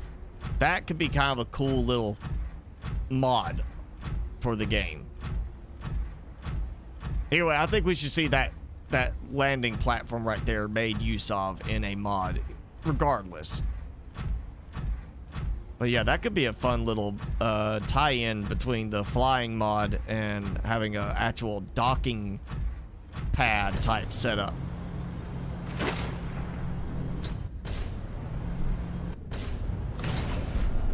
Okay. Nothing destroyed. And a whole bunch of titanium. Not as much as I want, but I got it. And no, I don't have.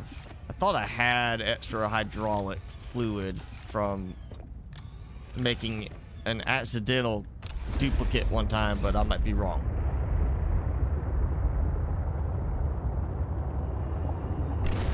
No, we'll head back.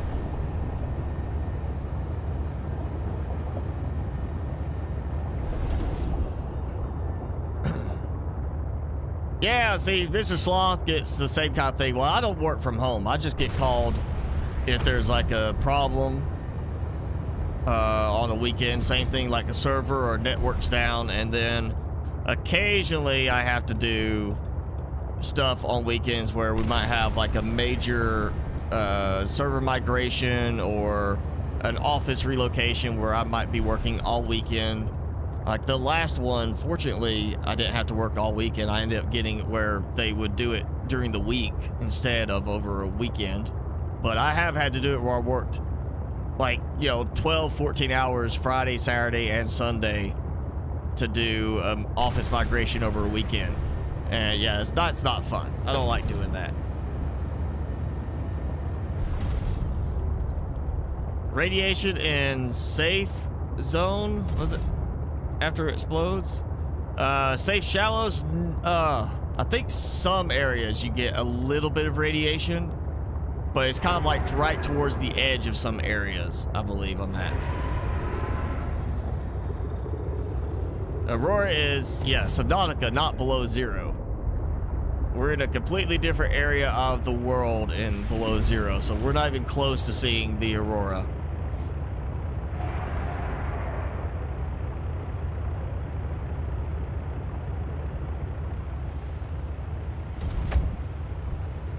$1 million people on Mars by 2050? No. We wouldn't have enough resources to cover for 1 million by 2050. We'd have to massively exponentially increase our capabilities to get that much. I'm thinking, I think 10 is maybe not too far off, but I feel like we could get more than 10 on there by then, especially with not just it being NASA, but, you know, private companies now pushing, as well as, you know, other countries are getting back into the space race. Everybody's competing again, trying to get to, you know, be the first ones to claim an area. I don't know about political struggle by that point. I definitely don't think 5,000 people by then. I'm thinking we might be able to have a few dozen people by 2050. It all depends on space travel becoming easier. You know, if we've got companies that can get you into space for very cheap, becoming kind of almost aircraft kind of replacement, almost like, you know, airplanes originally doing stuff like that, blimps, that was kind of like, you know, they had to do certain things to make it cheaper because it was too expensive to get a lot of people into a plane. And so, you know, I see it being kind of a similar progression. Once it becomes much more commonplace, yeah, we'll see more people going to Mars, but you still got to think about resources. I don't think we'll get more than 100 people on Mars by 2050 unless we do some major work on setting up an infrastructure there to support a lot of people, and I don't think that's going to happen by 2050. Not without major changes in how cheaply we can get to space, or just we realize how messed up the planet is and that we have no choice but to hurry up and get off the planet before you know, we can't breathe the atmosphere or it's too hot, and start trying to terraform Mars so we can do the same to it, you know, destroy it over time.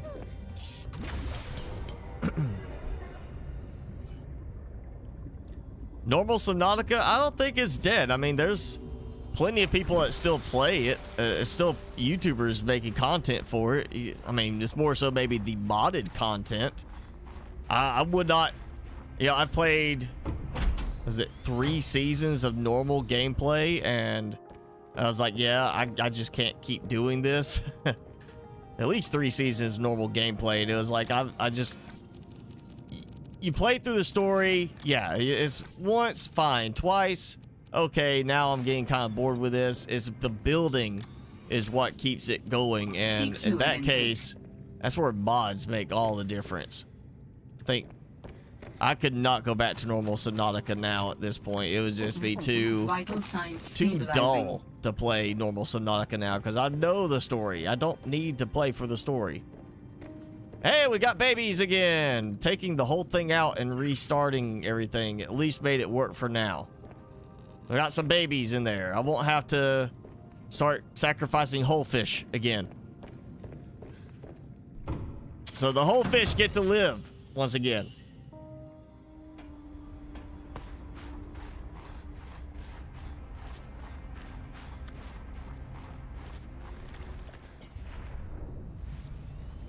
Yeah, Bradley, I'm with you, Bradley. I think in the end, maybe, you know, in the dozens of people on Mars by 2050. I think that's pretty much the best we're going to get.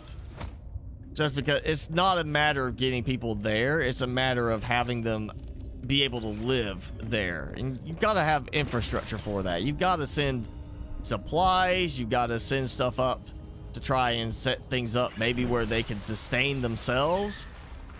Because you don't want to put 100 people up there and have them relying entirely on shipments from Earth in order to survive. If a shipment has a problem, doesn't get there, what are they going to do? They're going to starve, you know? Look at the Martian. That, you know, he was counting on supplies coming. The rocket blew up, destroying the payload, you know? So in the end, he had to ration down to survive, and that was only possible because he had grown so many potatoes himself, you know? You're gonna have problems like that if we try to get a lot of people on Mars without having enough supplies and infrastructure there for everybody. Timmy! Snack time. Here, look. You made your little bowl. Made yourself a bowl right there. Look. Right here. Behind you. Oh, there's treats there.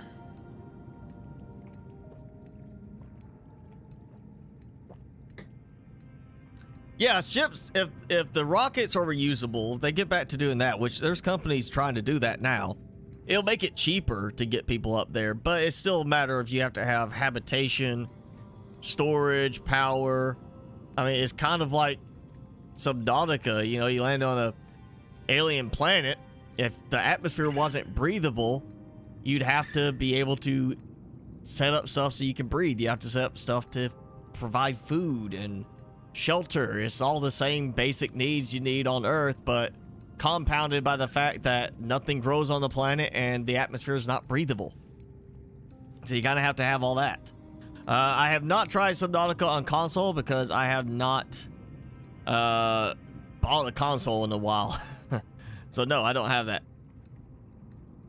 Ayash, we try to stay out of politics here. I definitely am not a fan of how the new president has already decided to cut so many jobs, and how, you know, we've already seen the treatment of the National Guard, who was there to protect the inauguration, how he treated them. I'm definitely against the whole cutting the pipeline aspect. Just because, was it the premier for Alberta, Canada, is pushing for taxes on imports from the U.S. because of they're going to lose a lot of jobs because of the pipeline. America's going to lose a lot of jobs because of the pipeline, and I don't think he's thought about that aspect. So yeah, but let's cut the political talk because we don't do that here.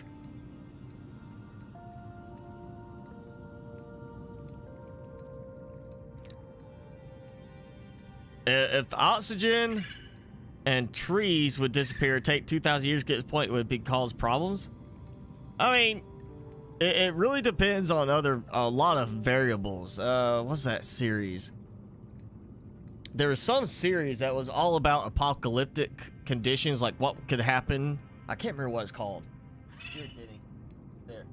I remember they did like it was a whole series. One of them was like super volcano. If Yellowstone erupted, how would it impact life around the world? And I remember one that was really weird was, what if the world stopped spinning? And not like, you know, immediately, because everybody be flung off. It was like if over the course of like a year, the Earth's like just stopped spinning and would just tidally locked around the sun, what would happen? It would basically became like there was going to be a strip of land along the equator, and you'd have certain places that would be livable because of temperature, and that would be it. But yeah, it was like within a year we'd be struggling to even survive there. So it really depends on a lot of factors. Sleep on the couch. I think I could do better than a couch. I think I'd have enough money to get me a place to stay. But thank you for the offer. If I have to escape the country, Timmy's coming with me, and yeah, we'll find some place to go. I'll learn some new language so we can go somewhere. All right, so titanium, that's fixed somewhat. I mean, let's see how it does. Okay, went right to the correct planter. I have one creep vine in there. So that gives me extra. And watch, now I'm going to grab... Yep, wrong planter. Oh, I swam in, I selected the right one right off the bat, and now I'm selecting the wrong one every time. Oh, I hope that's fixed before full release. That would be a big problem at full release if that keeps happening. Okay, so I've got that. So that's going to give me the remaining fiber mesh that I need for the 2 beds, and gives me 1 extra. Now I've got titanium.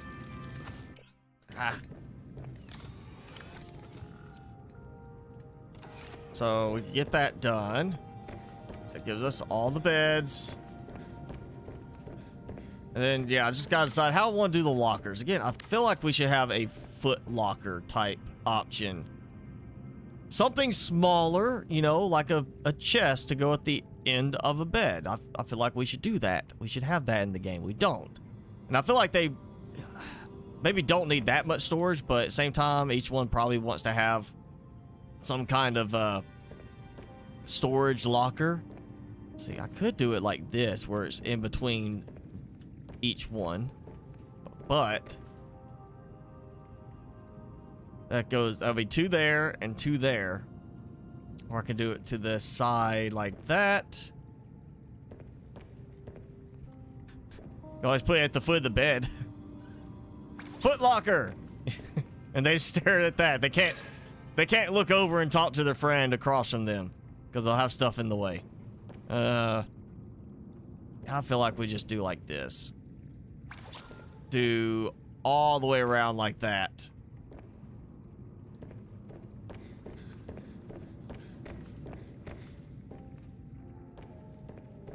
Okay.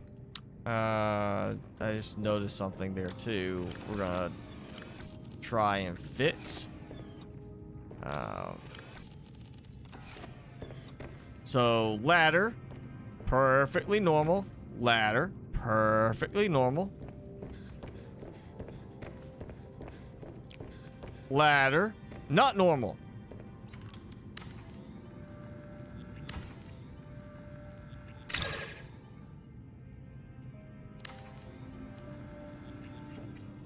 I did it again. That's a bad ladder design. I'm sorry. I'm not going to pull up there and then have like one rung there I kind of grab on. And why is it doing that? All the others are just straight ladder. And then that's like, no. Not happening.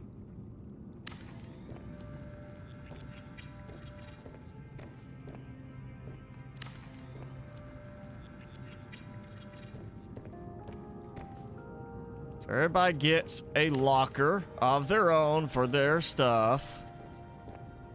Really, from a functional standpoint, I should be putting this all to use down below for storage, but I've already got enough of that at the other base, so.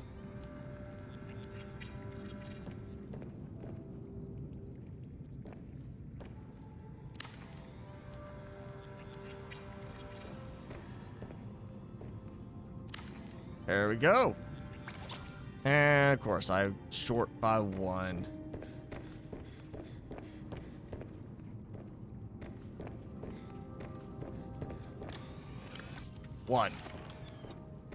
And yay, got babies. I'm definitely gonna let them do their thing for a little bit, just in case it breaks again the next time I save and reload. So there we go. We'll do some decorations in there, but I'm not sure what yet. And then we have just the toilet here. So you don't have, I mean, I guess I could take that out now. Stop. I mean, this, I guess, is an emergency toilet. Run it here and you really got to go when you're eating something as opposed to, oh, let me run through. And, like that's more of like the morning shower routine, I would say, but yeah, I might take that out. Got those.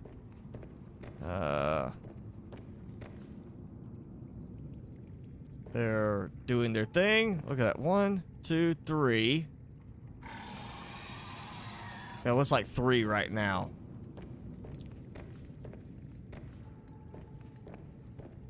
And, ooh. Still doing fine right here. Okay. Not using a lot of lights. I'm not killing my power or anything like that yet.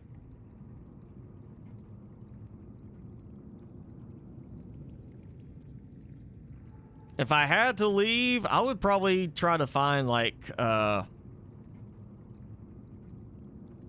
someplace really cheap. I mean, you know, the easiest one would be like go to Canada or someplace like that, but I would probably go somewhere more of like either Europe or into Asia. Like go Japan or something like that. I feel like that would be an interesting experience. Be like, all right, if I've got to leave, I'm gonna go to Japan and try to live there for a little while. Because I have a buddy. Actually, I have two friends. One lived in Japan as a teacher, English teacher, because he majored in Japanese in college, and then another one was on a Navy ship out there, on an aircraft carrier out off of Okinawa. And I just feel like that would be a fun little experience to go and travel through Japan.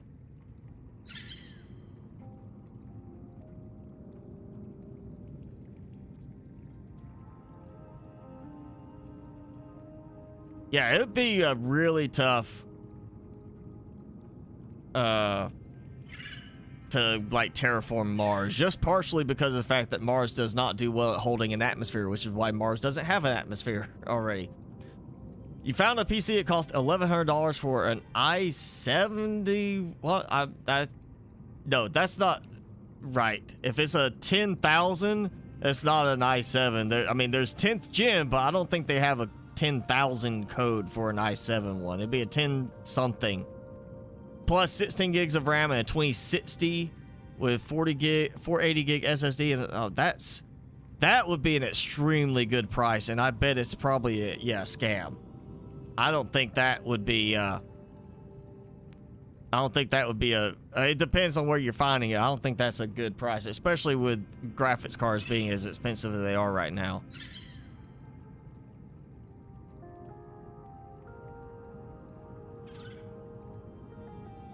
Yeah, Japan is supposed to be expensive living. I probably wouldn't stay in Japan. I would just travel through Japan. I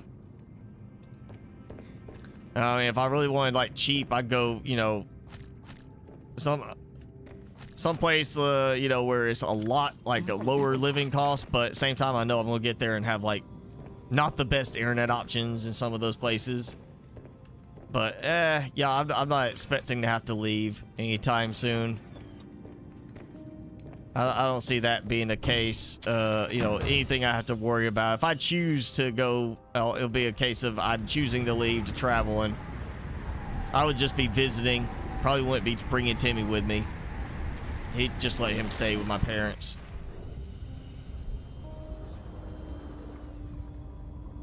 Okay, so what are we doing now? So I've got supplies, but I don't know what else I want to build as far as this base. Come here. Come here. Come on. Where's the other ones? The other ones have no problem letting me ride around on them. Or used to. Used to be able to grab them and go swimming around with them.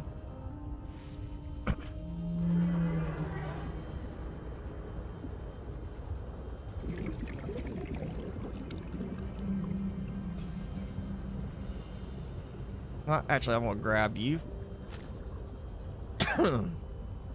Just because my bladderfish in the aquarium needs a friend. Probably a little lonely in there. I don't know what else I want to build on here right now. I could do some lights. But I really would like to have a better option for the lights on this one.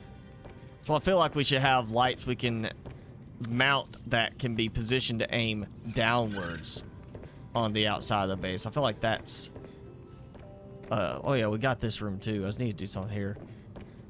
And I could take this out. No point in having a window looking at another piece of structure.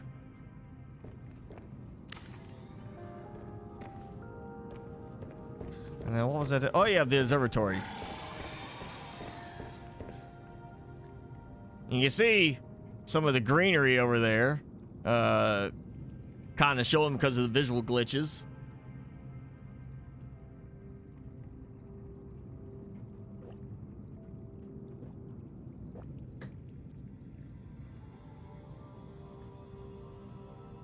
$10,700F.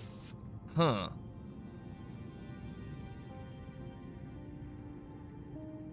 Can't remember what the F is for. There's something about it. That's an 8-core, 16-thread processor. The processor alone is around $300 for that. So, yeah, I'm thinking that's a scam. You're going to get something that's like not working or missing a part, or it's not actually running that processor, and they've got it set up in like the registry to claim it's running that processor. Yeah, I don't see that being that cheap for that processor and those other specs.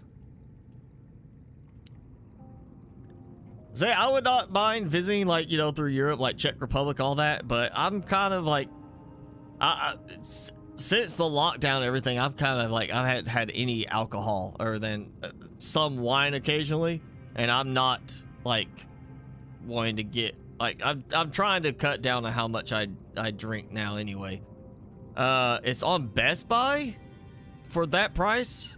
There's gotta be something wrong with that. It's gotta be, that's gotta be like a not refurbished, but it's gotta be something like it was returned or something like that. That seems extremely low cost, especially considering some of the new ones they just showed at CES with the graphics cards and those. That seems way cheap. But if that's through Best Buy, that might be like a really good option, as long as it's not like a not refurbished. It's something else that they call it. That they like to call it. Some of the other retailers call it recertified. That's it. It might be one that somebody returned it, and they basically recertified it as being good, which can be a good thing. You might end up getting a really good option. I mean, my laptop I bought to use for work purposes, I got it recertified at half the normal price, and it still works like a champ. You know, would have been double what I paid for it if I had bought it brand new, but you know, I got it recertified. That was through Amazon, so yeah, double check on that, but that seems too cheap for it to be brand new of those specs. I don't think I could build a desktop at that with those specs for quite that price. Mainly the graphics card is the questionable part, because even the 2060 is expensive now because of availability.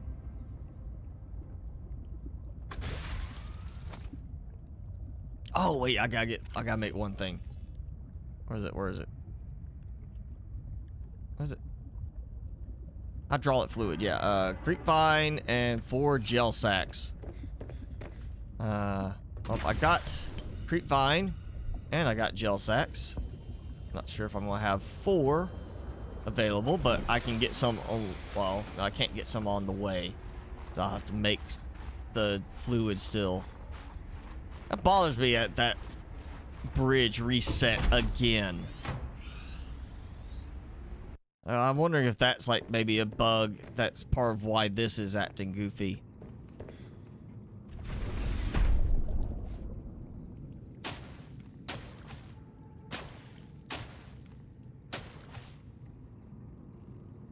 And I think I don't have... Oh, I do have room. That's alright. So I got 3. I need 1 more. Tell me that I have an extra 1 somewhere. I do not. Alright, that's... Oh, creepvine. Kinda need the creepvine. Alright. So, I'm short 1 seed cluster, or not, 1 gel sack, which is easy, and then I need to be able to make it. So I guess we're gonna go to the original base so I can make this, and we'll go reset the bridge again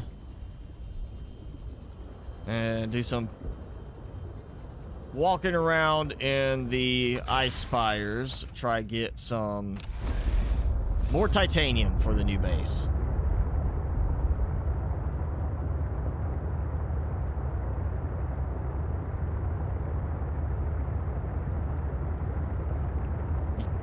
Too many Americans get alcohol poisoning when they say, oh, we're not going to get drunk in the Czech Republic. They say, I like beer for taste, but I don't drink anymore to get drunk. If I'm drinking alcohol, it's because of taste and, well, you know, occasionally wine because of their health benefits from it.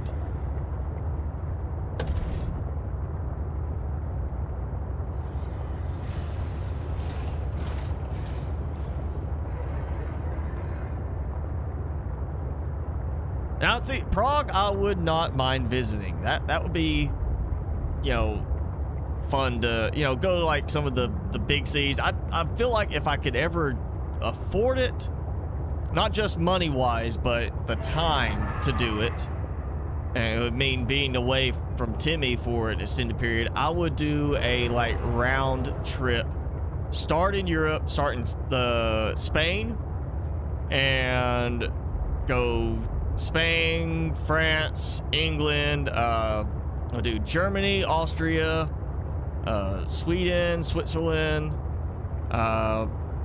Scotland, Ireland. I would come up with a whole direction to go and work my way through, go Italy, all that. I would just go through all of those, spending like, you know, a few days to a week in each country as like some major city, travel to the next one. And I would take, you know, all that time and just go all the way through Europe, place after place, then hop over to like I would go to Tibet, places like that, see like the shrines, all the monasteries, things like that, just to see the historical value of it. Like I would go to Austria to see some of the historical musical places, you know, doing things like that. And I would travel all through Europe, travel through into, you know, Asia. I would spend time in like China and Japan, and then to end the whole trip, hop across to Australia, go around Australia a bit, and then come back, hit South America, go through a few countries in South America, and finally end up back in the US. So I would be like gone, you know, 2 to 3 months at the minimum for something like that. But if I could justify it cost-wise and time-wise, I'd do it. I totally would do it, because that would be just, to me, an incredible experience to be able to go and do something like that and be like, you know, how many more places would I have to see after that? You know, I'll be like, got to experience all these countries. I know which ones I want to go back to at some point if I need to, if I want to go revisit. But, you know, I got to say I saw all these different sites, meet all these different people, see all these cultures.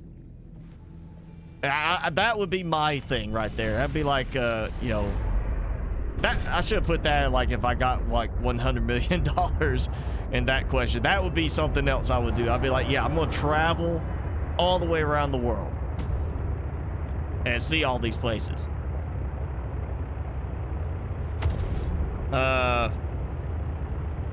Putting a PC together hard. If you have never done it, then you probably are going to make a mistake. I'm going to warn you there. Numerous times, my company has had people try to build a PC for themselves and say, I can't figure out why it won't boot up. And we find out they bent a pin trying to get the processor in, and damaged the motherboard trying to get the processor in. And guess what? You might get lucky that you can return it to where you bought it and say it was damaged, and they might take it back. But in some cases, they're going to say, yeah, we found out you damaged this trying to put it together, and you're going to have to pay for a replacement. So, yeah, if you're not careful, you don't know what you're doing, you can damage the equipment. That's the thing. You might damage a component, and it be unusable after that. So, yeah, if you haven't ever put one together, I would be cautious when you're doing it. That's the main thing. And, you know, watch some guides on YouTube for it. Buy that PC building simulator game. That's supposed to be very good in terms of accuracy.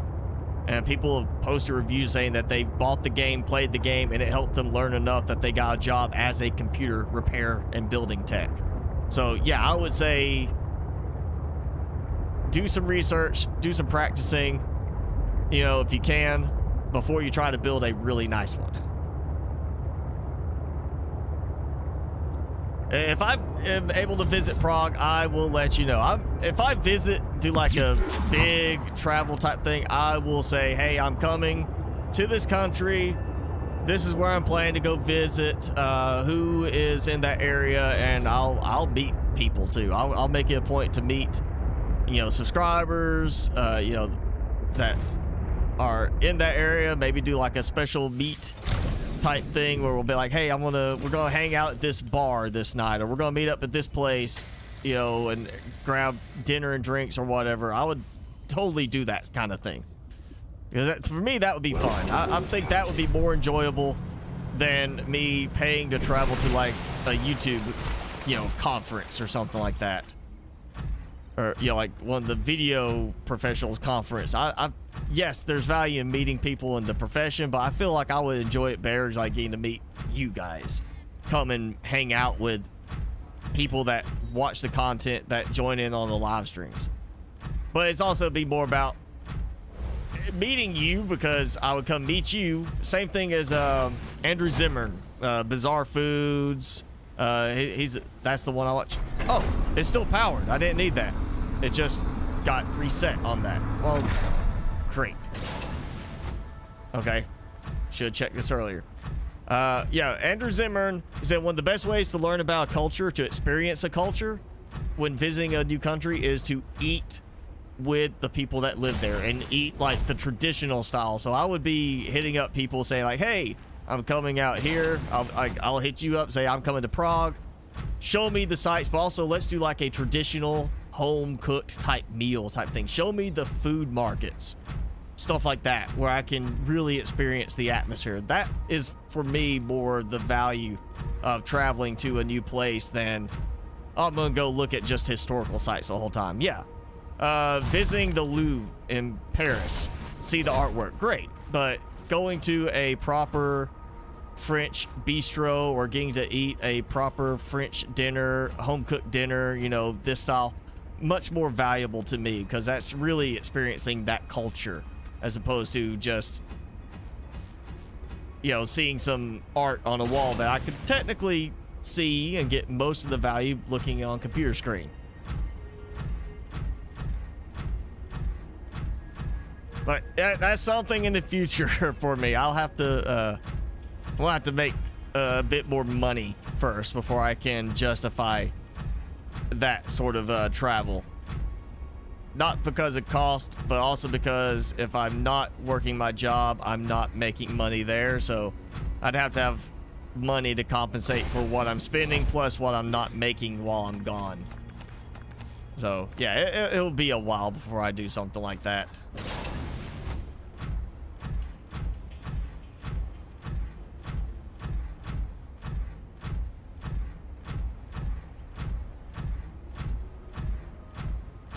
So, yeah, there we go.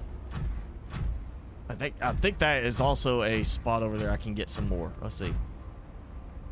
Silver and copper, it looks like. Maybe some gold. I've got plenty of that. Ow. Well, it randomly decides to, like, hurt me when I jump down. Okay, so I've got to come in here and drill to get that, which is going to be hard to get inside in some areas. Hey, all right, we're going to try and get this to work. Maybe I can get in through that way without having too much trouble of getting stuck. All right, this might work. Some of these are kind of goofy when you try to walk through without you getting stuck.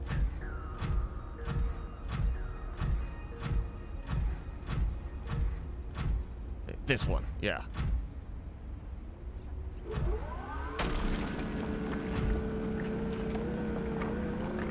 There, okay. Kind of hard to target those.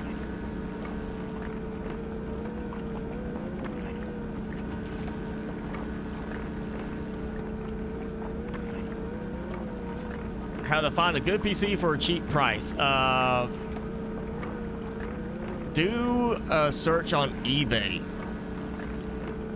And what you're gonna find, I mean, granted, right now, the problem with cheap PC is certain components and availability.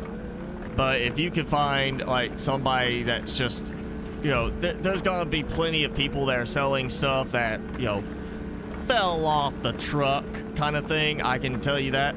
You'll find a good deal on a PC that way, but it's gonna be one that comes from a questionable source.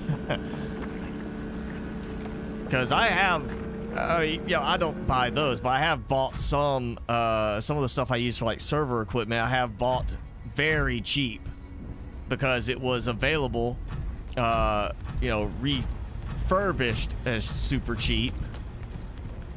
And I got it through eBay, but oh now. But yeah, you can look and find some that'll give you like a really good price point. It's just, it's gonna be of a questionable source. Okay, so either they got something newly scripted that they kind of come in and push you along, or it actually is attacking the prawn suit now.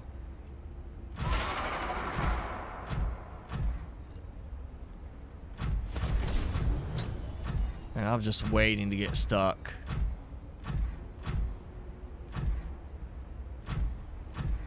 Oh, made it. Made it. I didn't get stuck. See how? Oh yeah, okay. Get out and check it. Not a lot from that. That does not do very much on the...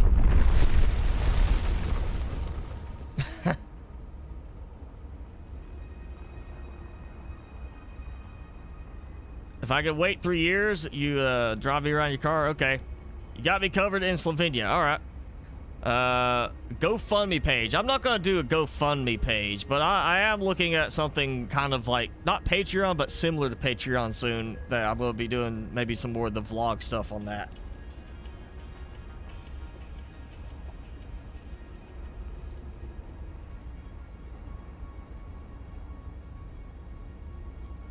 You're pranking your family by watching me on the main TV? Why are you putting me on the main TV, Ragio?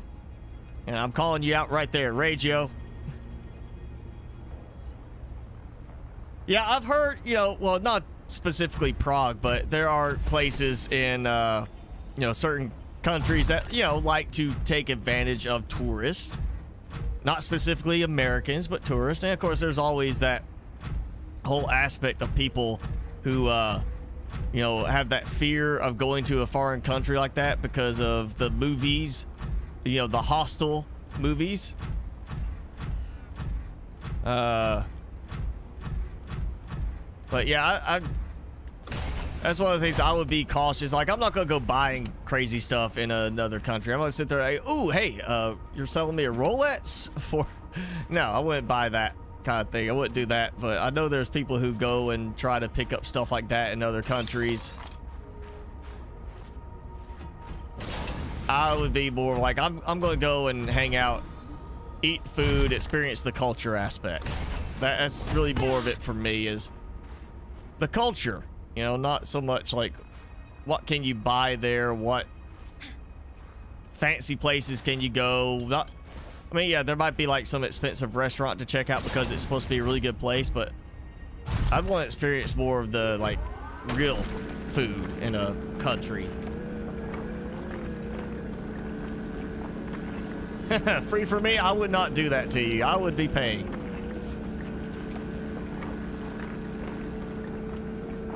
It'd also be a matter of this point, I'd have to worry about getting, it's been a long time since I've traveled internationally, so I'd have to go get my passport renewed. And the fact that I'd have to prepare for whatever it's going to be, going through all the checkpoints and everything before I go traveling. Yeah, again, it'd be a little while for me to be doing that. And don't tell me I'm stuck in here. Why would you put something down there to get somebody stuck? There. And I should be right back next to the entrance. A lot of silver. A lot of silver out through the spires.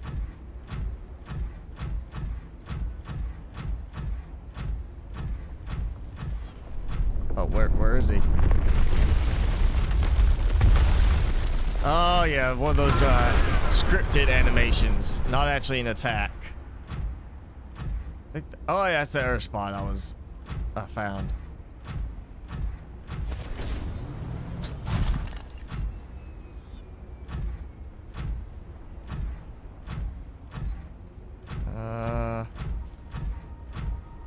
Trying to think what other options there were around here. It's pretty much just the loop around. Yeah, we already got that. So this is where I came through earlier.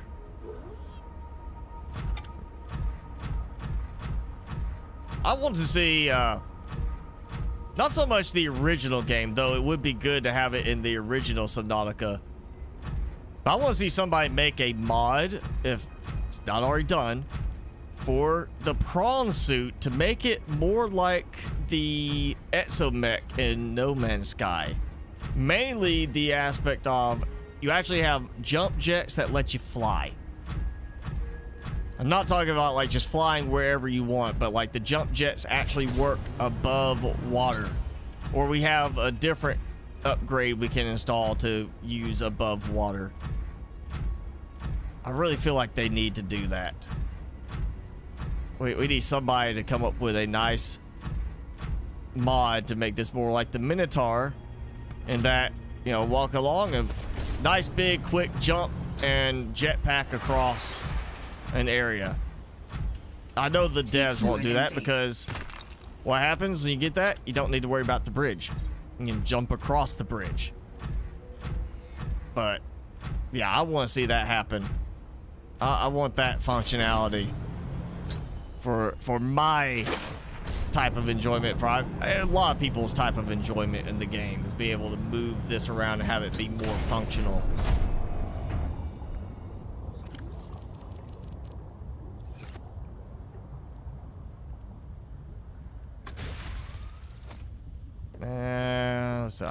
Yeah, I'll just throw this in there. Kind of looks like a power cell. That's enough. I just need room to get what's left in the prawn suit out.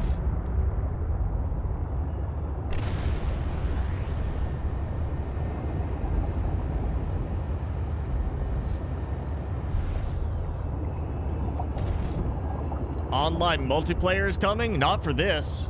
I'll tell you that. They have no intention of making Subnautica or Below Zero multiplayer. The whole theme is you're on your own. You could go with the Nitrox mod, but Nitrox does not work with like QBots Manager also installed. So, you know, you go multiplayer, you're not going to use other mods, or you use other mods and not go multiplayer. But again, the devs have made it clear they don't want to do multiplayer on this because it's meant to be that isolated feel. It'd be kind of like doing what's that, Alien Isolation or whatever, where you're supposed to be like trying to survive by hiding from the alien, and yeah, it's multiplayer. You know, it kind of takes that isolation away. That's part of the theme for this. So no, you're not gonna see multiplayer on this Target Moose. Hi, Colby, and thank you, Eddie. No, not just trying spices, Jason. I mean actually trying like food, you know. Watch bizarre foods. I mean, if you're like, you know, squeamish about weird stuff, but you know, some of the stuff he does there, like going to some of these open air food markets, things like that, you know, getting to try like not just the local foods, not the delicacies, but just the normal stuff, the street food. It's so interesting seeing that kind of stuff, and he talks so much about, like, you know, how he's really experiencing the culture there. That's the kind of stuff I would do, you know. Like if I go to Japan, there's a channel Abroad in Japan. Love the guy's like way he showcased so many things with him living in Japan. And he did like one where he won a contest to actually go into a travel all of Japan and do a video series, which worked well since he was already doing YouTube. And he did this whole video series traveling around the different prefectures and, you know, talk about like, here's the place to go and, you know, this specific area. And he was going like to the open air food markets and just, you know, walking along and trying all these different foods. And he's just talking about like, if you come here, try this place, you know, doing stuff like that. And that's the kind of thing I would want to experience, is going to that in another country. I mean, even in the US, just traveling the US, one day I want to go to Austin, Texas. And no, I'm not from Texas. I want to go to Austin, Texas because it's a big music hotspot. There's a lot of interesting music places there, and also a lot of interesting food places to check out. And that'd be my thing, is I'm traveling, I want to try the local, you know, the places that you don't find everywhere else in the country or in the world. Not the McDonald's, the hole in the wall food place, or the secret food place. One in Man versus Food he found in Austin.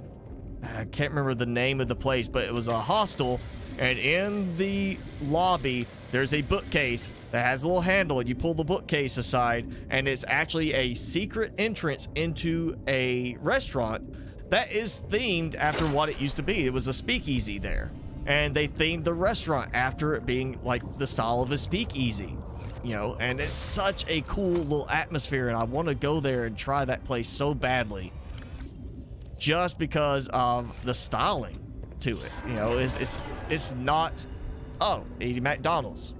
It's, you're trying out something of interest from that location. And that's, you know, anywhere in the world you can find someplace interesting off the beaten path, something that is unique to that area. And that's what you need to do when you travel, is not just, oh, I'm gonna go to McDonald's because I like McDonald's. It's go try someplace you cannot find back home and experience something that's unique to that location.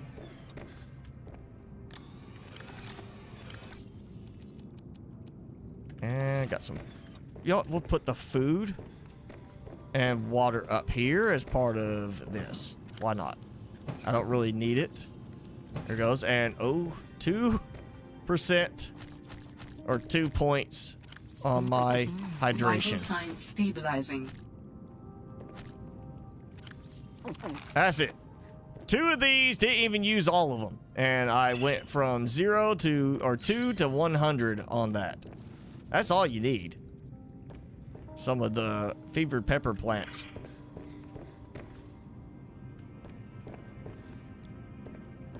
And since you guys are actively producing, I'm going to grab adults to put in storage. Since I cannot let them wander around in the base on foot for some strange reason. I mean, I don't know why you can't put them down inside the base. It seems logical that, I mean, I can't see how they survive inside the alien containment when they cannot go anywhere for oxygen. Okay, so I got some storage of fuel sources, and we're still good. And I've got titanium, so I save time.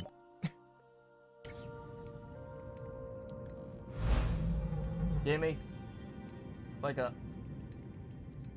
Not here. Here. Oh. Yeah. No.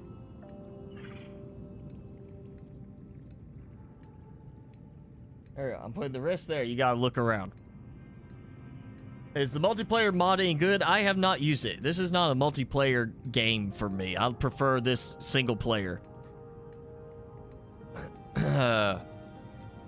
Do I want to play No Man's Sky? I already do play No Man's Sky Target Moose. I'm just saying that it's like, I feel like the prawn suit could be done more like the Minotaur and have it be a little bit more functional in the game. Make it a lot better for Below Zero, since Below Zero we got a lot more land-based travel.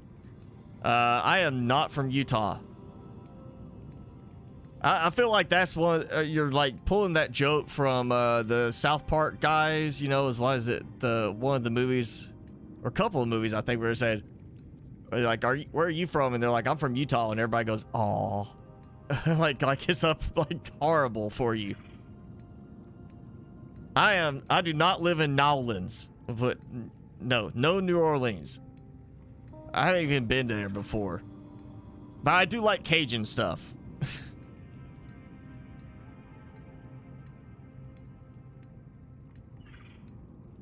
Barbecue is not an American state. It's not an American state. And yeah, New Orleans is a city, not a state, and I am not from New Orleans. That would be nice, but I've heard, you know, I know people have gone to New Orleans, and it's one of those where they say it's nice to visit, but they wouldn't live there.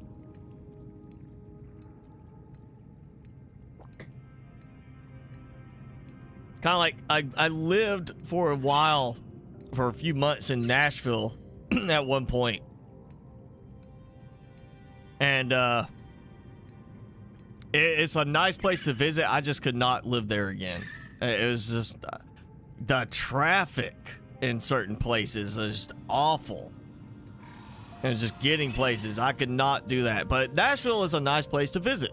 You know, I'm fine with the fact I lived there for a few months one year for school, but I would not want to live there again. So yeah, go visit Nashville if you really want to. Home of the Nashville hot seasoning, original Nashville hot. That's a good one for wings right there. Chicken. Okay, so we are. Oh wow, we're past the 2.5 hour mark. I have saved. So this is a chance for us to goof off, or you know, we could do some more building. You got cured in Subnautica, good to go. You can now do whatever you gotta do, or at least, well, you could do whatever you were gonna do before. I mean, you just now won't get attacked by warpers. I think if I was your next door neighbor at Xbox, you would know it because you'd see me outside walking Timmy at some point. I don't mention which state, Aliash. I'll say what I mean. I'll say certain states I don't live in. You know, a lot of people have guessed certain ones, but I try not to be too direct on that. I mean, granted, you know, a state is big, but it does reduce. If somebody wanted to try and find me for some nefarious reason, telling a state does reduce an area they have to search. You know, I feel like it's time to move the solar panels at least up top, since I cannot build any higher vertically on this place. I'll probably need to have some of this. Actually, let's get some more.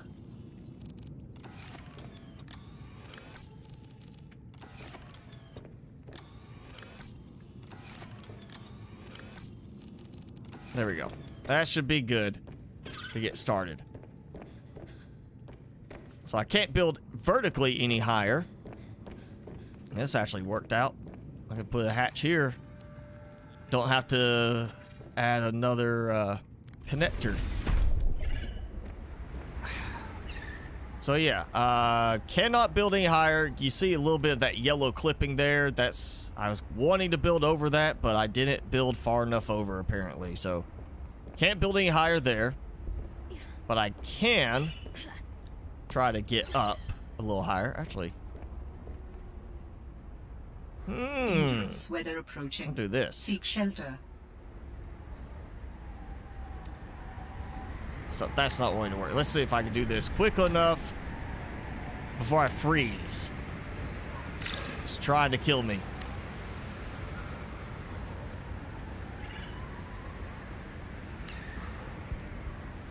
Hypothermia imminent.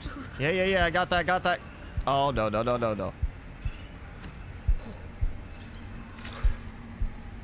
Ah! Did not work. All right. I was not quick enough on that. I did not work quickly enough.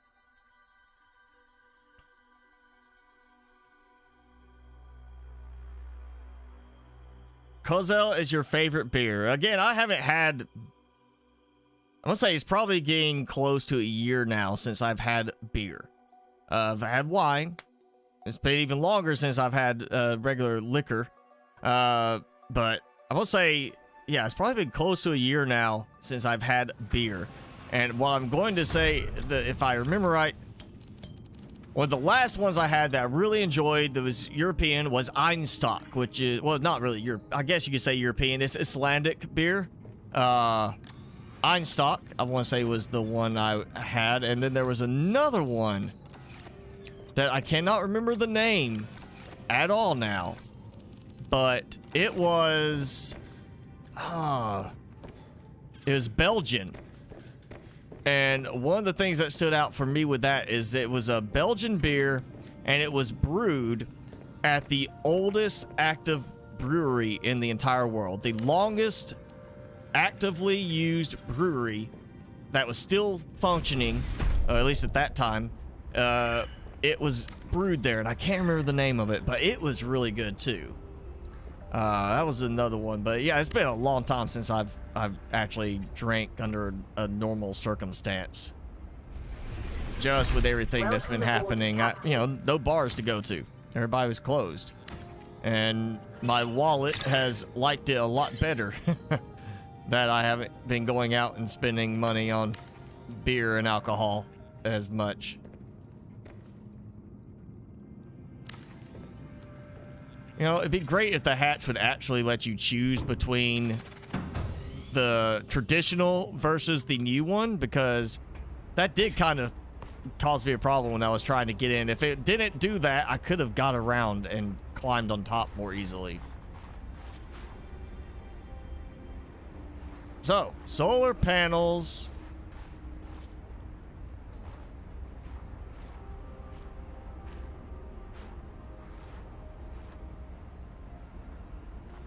I'm thinking kind of like that. Let's, you know, we can go forward a little bit more. I'm going to have to switch my suit just to build up here. Like that? That's close enough.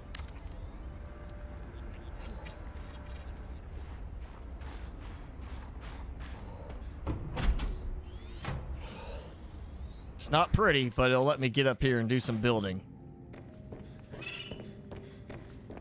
That's gonna give me a better setup for my solar panels instead of having them littered on the ground out here.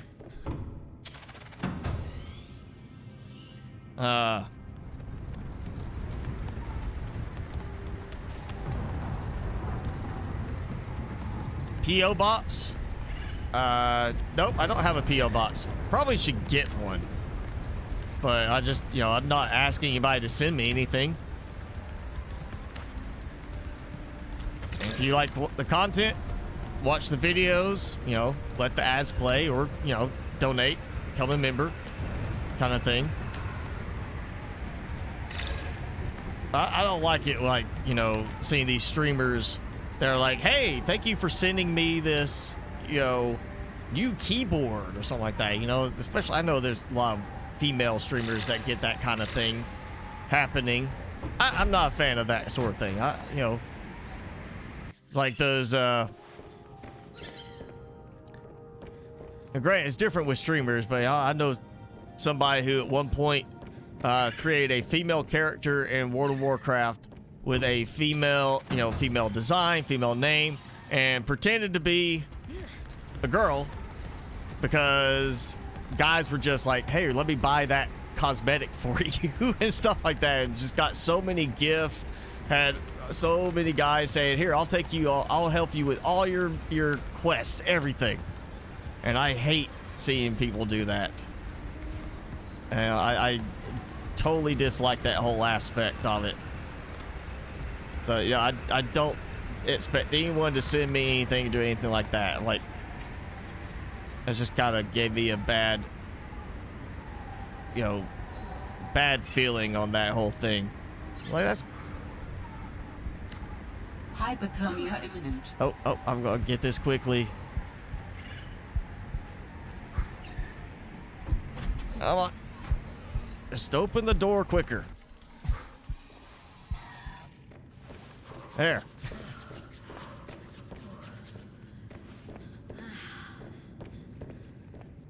Alright, that's another mod we can have. Outside heater.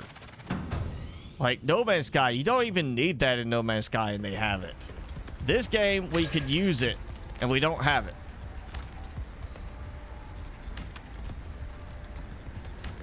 You're gonna build the Neptune rocket because you're beating the game. Well, you know, it's pretty much the same thing. Once you cure yourself, you disable the gun, you build the rocket, you leave. You know, if you're playing for the story, play and get the story done. Then when you come back, you know, you can focus on other stuff.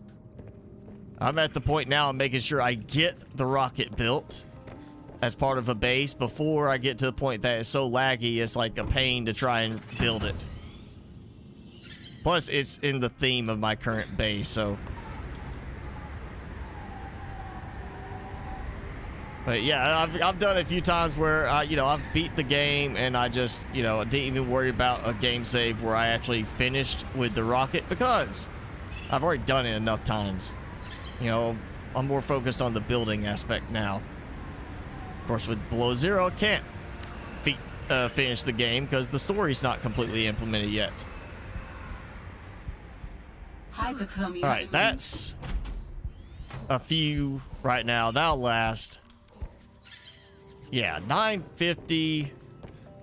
I had 800 before, so I've got 2 more solar panels than I had originally. That puts me at 6 total up there. I think I am sufficiently provisioned for a little bit on power. Now I'm just gonna go ahead and toss all that back in. There we go. Yeah. So that and that plus that is we're working at least to the point. I've got eggs in there. That helps. I see 2 eggs. And a bunch of babies. So yeah, that's going again. If that doesn't break before, you know, next stream, then we'll have power covered. Grimbergen. I don't recognize that name, so no. I'm not gonna say that's it. And we'll go ahead and we're like 13 minutes out from being at 3 hours, so we'll just go ahead and go to, you know, calling it towards the end. I'm not sure what else I want to build at the moment, so I'll just keep it paused. If we want to go and you know, spawn something weird in, we can do that.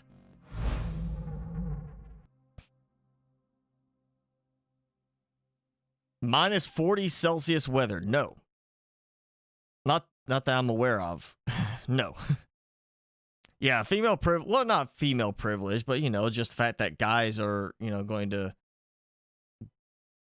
think that by giving a girl what they believe to be a girl something in game is going to entitle them to, like, hey, let's chat sometime. And yeah, you might live half the world away, but let's, you know, webcam together sometime. No.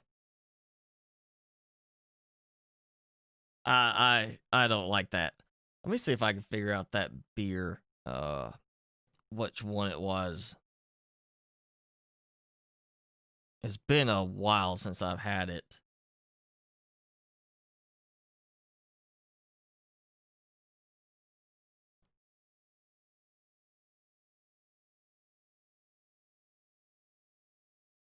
It's not Trappist. I want to say it was Belgian, but I could be wrong on the actual brewery location. Let me look and see. Oh, no. Weihenstephan. That's it. Because it's actually... all right, so I was wrong. It's not Belgian. It's Bavarian. Yeah. Weihenstephan. I think I'm saying that right. It is a brewery that is founded in 1040. And it's the oldest continuously operating brewery. And And it was born in the Weihenstephan Abbey. So yeah, it currently counts as Bavaria. And that was the brand. I can't remember exactly which type of beer it was, but that's where it was from. Yeehaw, partner. There you go. Steed Truck 230. Ouch. Okay, that's going to break everything. So yeah, why not? We'll break the game. Actually, you know what? It's cold outside. So I'm going to go back inside for this because I can just go like this. And we're just going to park right here. I'm going to look straight up. Spawn, Seed Truck 230. And there goes my game. Game is dead. Yeah, he's not killing my processor right now.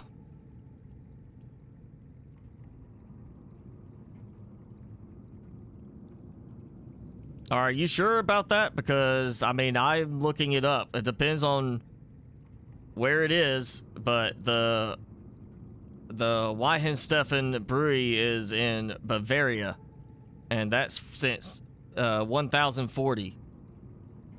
I'm not even seeing one listed for Czech Republic in this list of the top of the 10 oldest in the world. I guess it also matters if it's continuously operating, not like operated, stopped, operated, stopped. But yeah, it's showing merit for it being Bavarian brewery, founded in an abbey, you know, which, you know, that, and I've completely locked the game up. So there we go, 230 sea trucks colliding together, trying to figure out what's being destroyed. So yeah, that, I can't even pause the game now. Like, hitting escape has done nothing. So I'm gonna have to force close this, I'm sure. But yeah, we broke it. No, I'm not looking at oldest. I'm looking at this one. It's on Mental Floss. Is the one I found.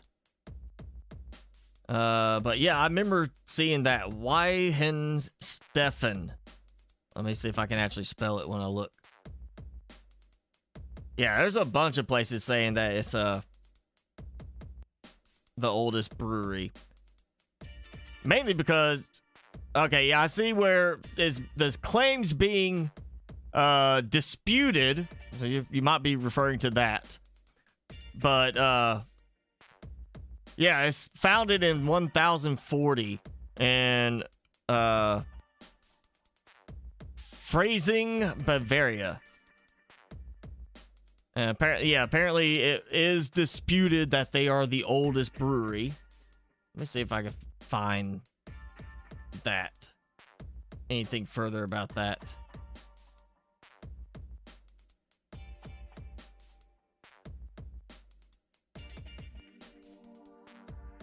Yeah, it's not saying anything else about that there. Let's see.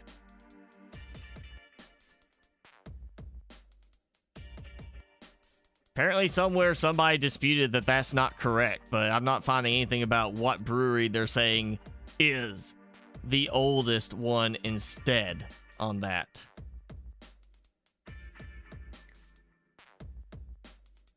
How did it not get destroyed? Well, it was built in an abbey, so you're looking at a church, you know, basically. And so, you know, unless it was just happened to not get bombed, or, you know, was bombed and then rebuilt at some point, but not completely destroyed, you're probably looking at, you know, it is a church, so nobody attacked it. Also, it's a brewery in a church, so they're like, that's extra special.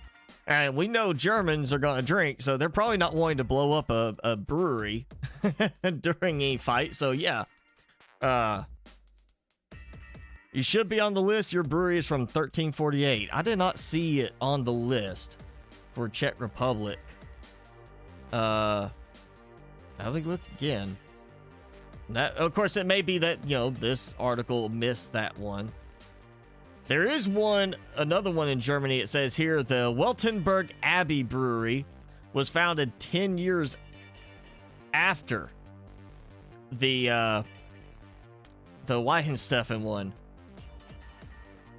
But it was a case of it was in 1050 that it became a brewery. It was already a monastery founded in 617 for that one. Nothing on the oldest one on when it was founded. But you said 13. I'm looking at Germany. Yep, Austria and Netherlands. Yeah, it's just not showing in there for anything in Czech Republic at that time. Okay, I'm looking at this link you sent.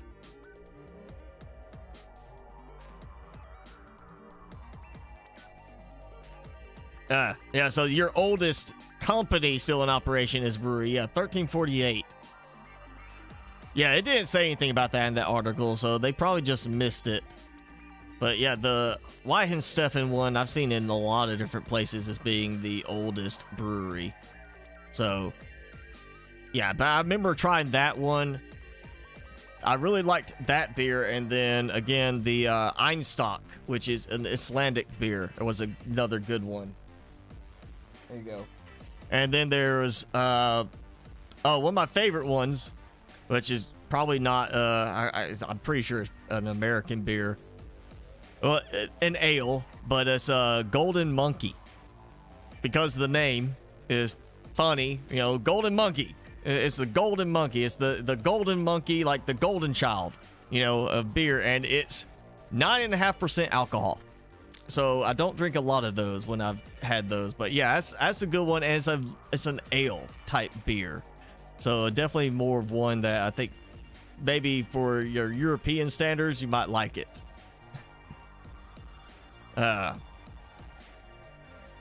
For that. But yeah, that's another one I like. I'm not sure where that's made. Let me look to see. There's a Sour Monkey one too, but I haven't tried that one. I'm not a fan of sour beer. All right, Golden Monkey is a 9.5% alcohol by volume Belgian style triple ale with added spice and of course strong apple. Oh, and it's banana in the it's not banana added, but the yeast has a banana flavoring to it, which is part of the reason for the whole the Golden Monkey. And let's see, it's Victory Brewing Company, where they are at. Not sure where they're from. But yeah, Victory Brewing. They got more now. They've got Twisted Monkey, Tart Monkey, the Sour Monkey, and then they've got non-monkey stuff. Yeah, Twisted Monkey, Belgian style blonde ale with mango, 5.8%. Tart Monkey, sour session ale with guava, 4.9%. Okay, that's weird. I'm not sure I would go for those. Favorite animal in Subnautica? You talk about original or below zero? Original, I would say. I mean, people probably expect cuttlefish because cuttlefish is so cuddly. I don't know, I'm gonna say original game. I guess I like the Reginald mainly not because of looks or anything, but because without even needing any special equipment, you find them right away in the plateaus. And they're some of the best in terms of food when cooked or cured. And they are the second highest amount of power production for a single inventory tile. So only beat by the Oculus in terms of how much power per tile. So if you're not wanting to do a, alien containment to produce stuff for bioreactor, then you could easily grab these without having to go to a special place to get them. Canadian beer. I'm not sure I've had a Canadian beer before. And yeah, I like craft beers more because they are you get, it's not a mass production thing yet. It's a company that's like, we're really taking a focus on the art of the beer. So I really like trying craft beers more. European Pale Lager. High ranking too. I see that. Zlatopramen. I hope I got that close enough. Yeah, I don't think I'd be able to find that anywhere around here. Dowlingtown, Pennsylvania. Okay, thank you for that. Chinese beer, I don't... You know, I know I've had Japanese beer and I've had Thai beer. I don't think I've actually had Chinese beer before. But yeah, back when I drank a lot more than I do now, I made it a point to regularly try a new beer here and there. Not just, oh, you know, I can't drink like Budweiser or Bud Light or anything like that. I need something that's got a much better flavor profile.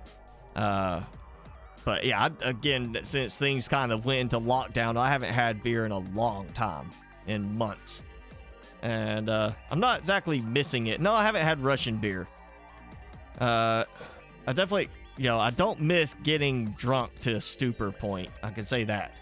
I definitely like waking up feeling better in the mornings, not being hungover.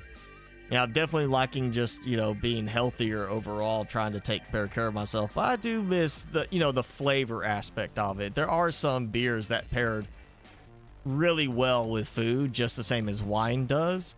And I'm sure at some point soon I'll get back into pairing, getting certain beers to pair with certain foods as I'm cooking more. But I just haven't had that much in the way of beer or any beer in months, and very limited in the amount of wine that I drink. Usually I'm using wine more now for seasoning certain food, but not as much because Timmy likes to, you know, beg for food from me as well. If I'm eating steak, he has to have steak as well. He has to have his own part that's seasoned separately from mine, and then he looks at me with these sad eyes when he's finished with his and I'm just eating like my second bite because he eats way too fast. I haven't had Molson before. Sorry on that one. Timmy, what you biting your leg for?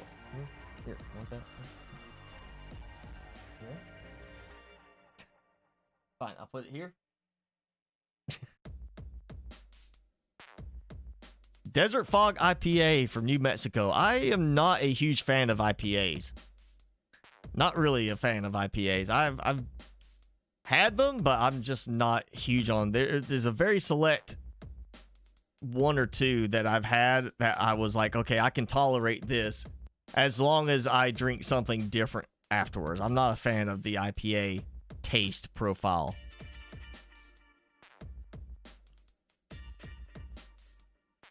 Do I have any guns? Yeah, I just don't like to talk about them, you know, on this. I've got to go get me another gun soon. I'm still looking at going and getting me some kind of bow for archery stuff. I just got to find a place nearby that has, like, people who know what they're doing. I don't want to go buy from just, like, general department store. I want to find somebody that actually can help me make a good choice on a bow. I would like to get back into archery. Timmy is a dog. He's not. I mean, he kind of thinks he's a human kid, I guess. Right? You want to come here? You want to sit with me?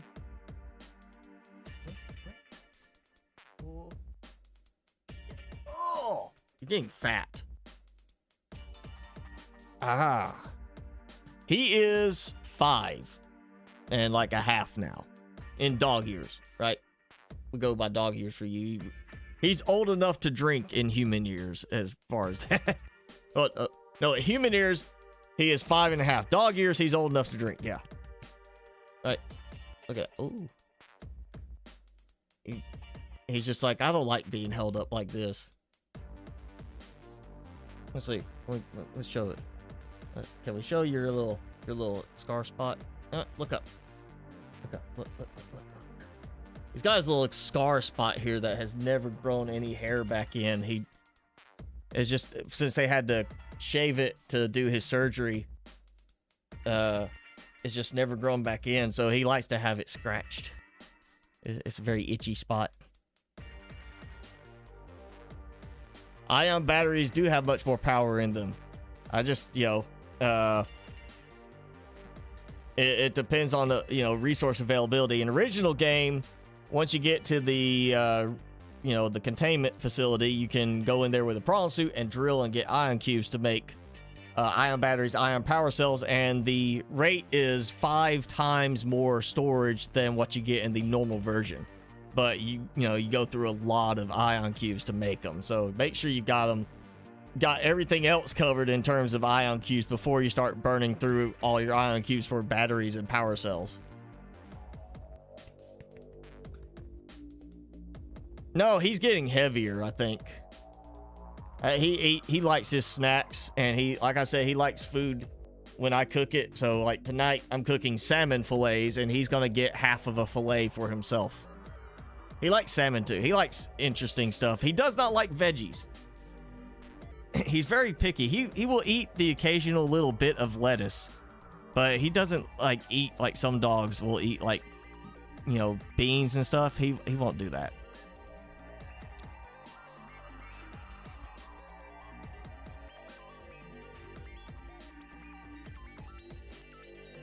No, we're done with the Subnautica stuff, Target Boost. We're at the end. This is like the hangout part of the stream, the very end when we're wrapping up. I usually go around 3 hours on the Saturday streams.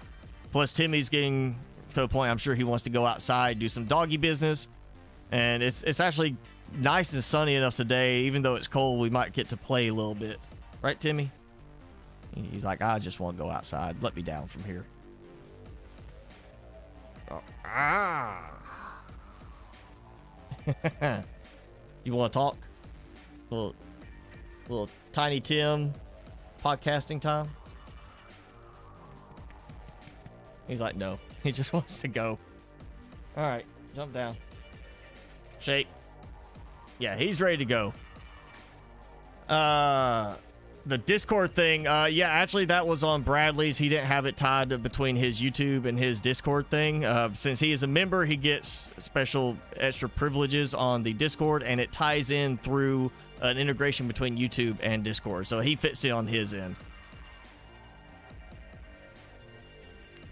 Yeah, certain vegetables dogs actually can eat, especially fruits and such, or certain ones dogs can eat. Like he does not like apple, even though apples are actually good for dogs, but he loves peanut butter. Like I put peanut butter on something, he'll just go crazy on it. I've put peanut butter on stuff to get him to try eat it, and he'll lick the peanut butter off and leave the other thing. So he does do pretty good with his heartworm medicine and the peanut butter. Yeah, you want to go?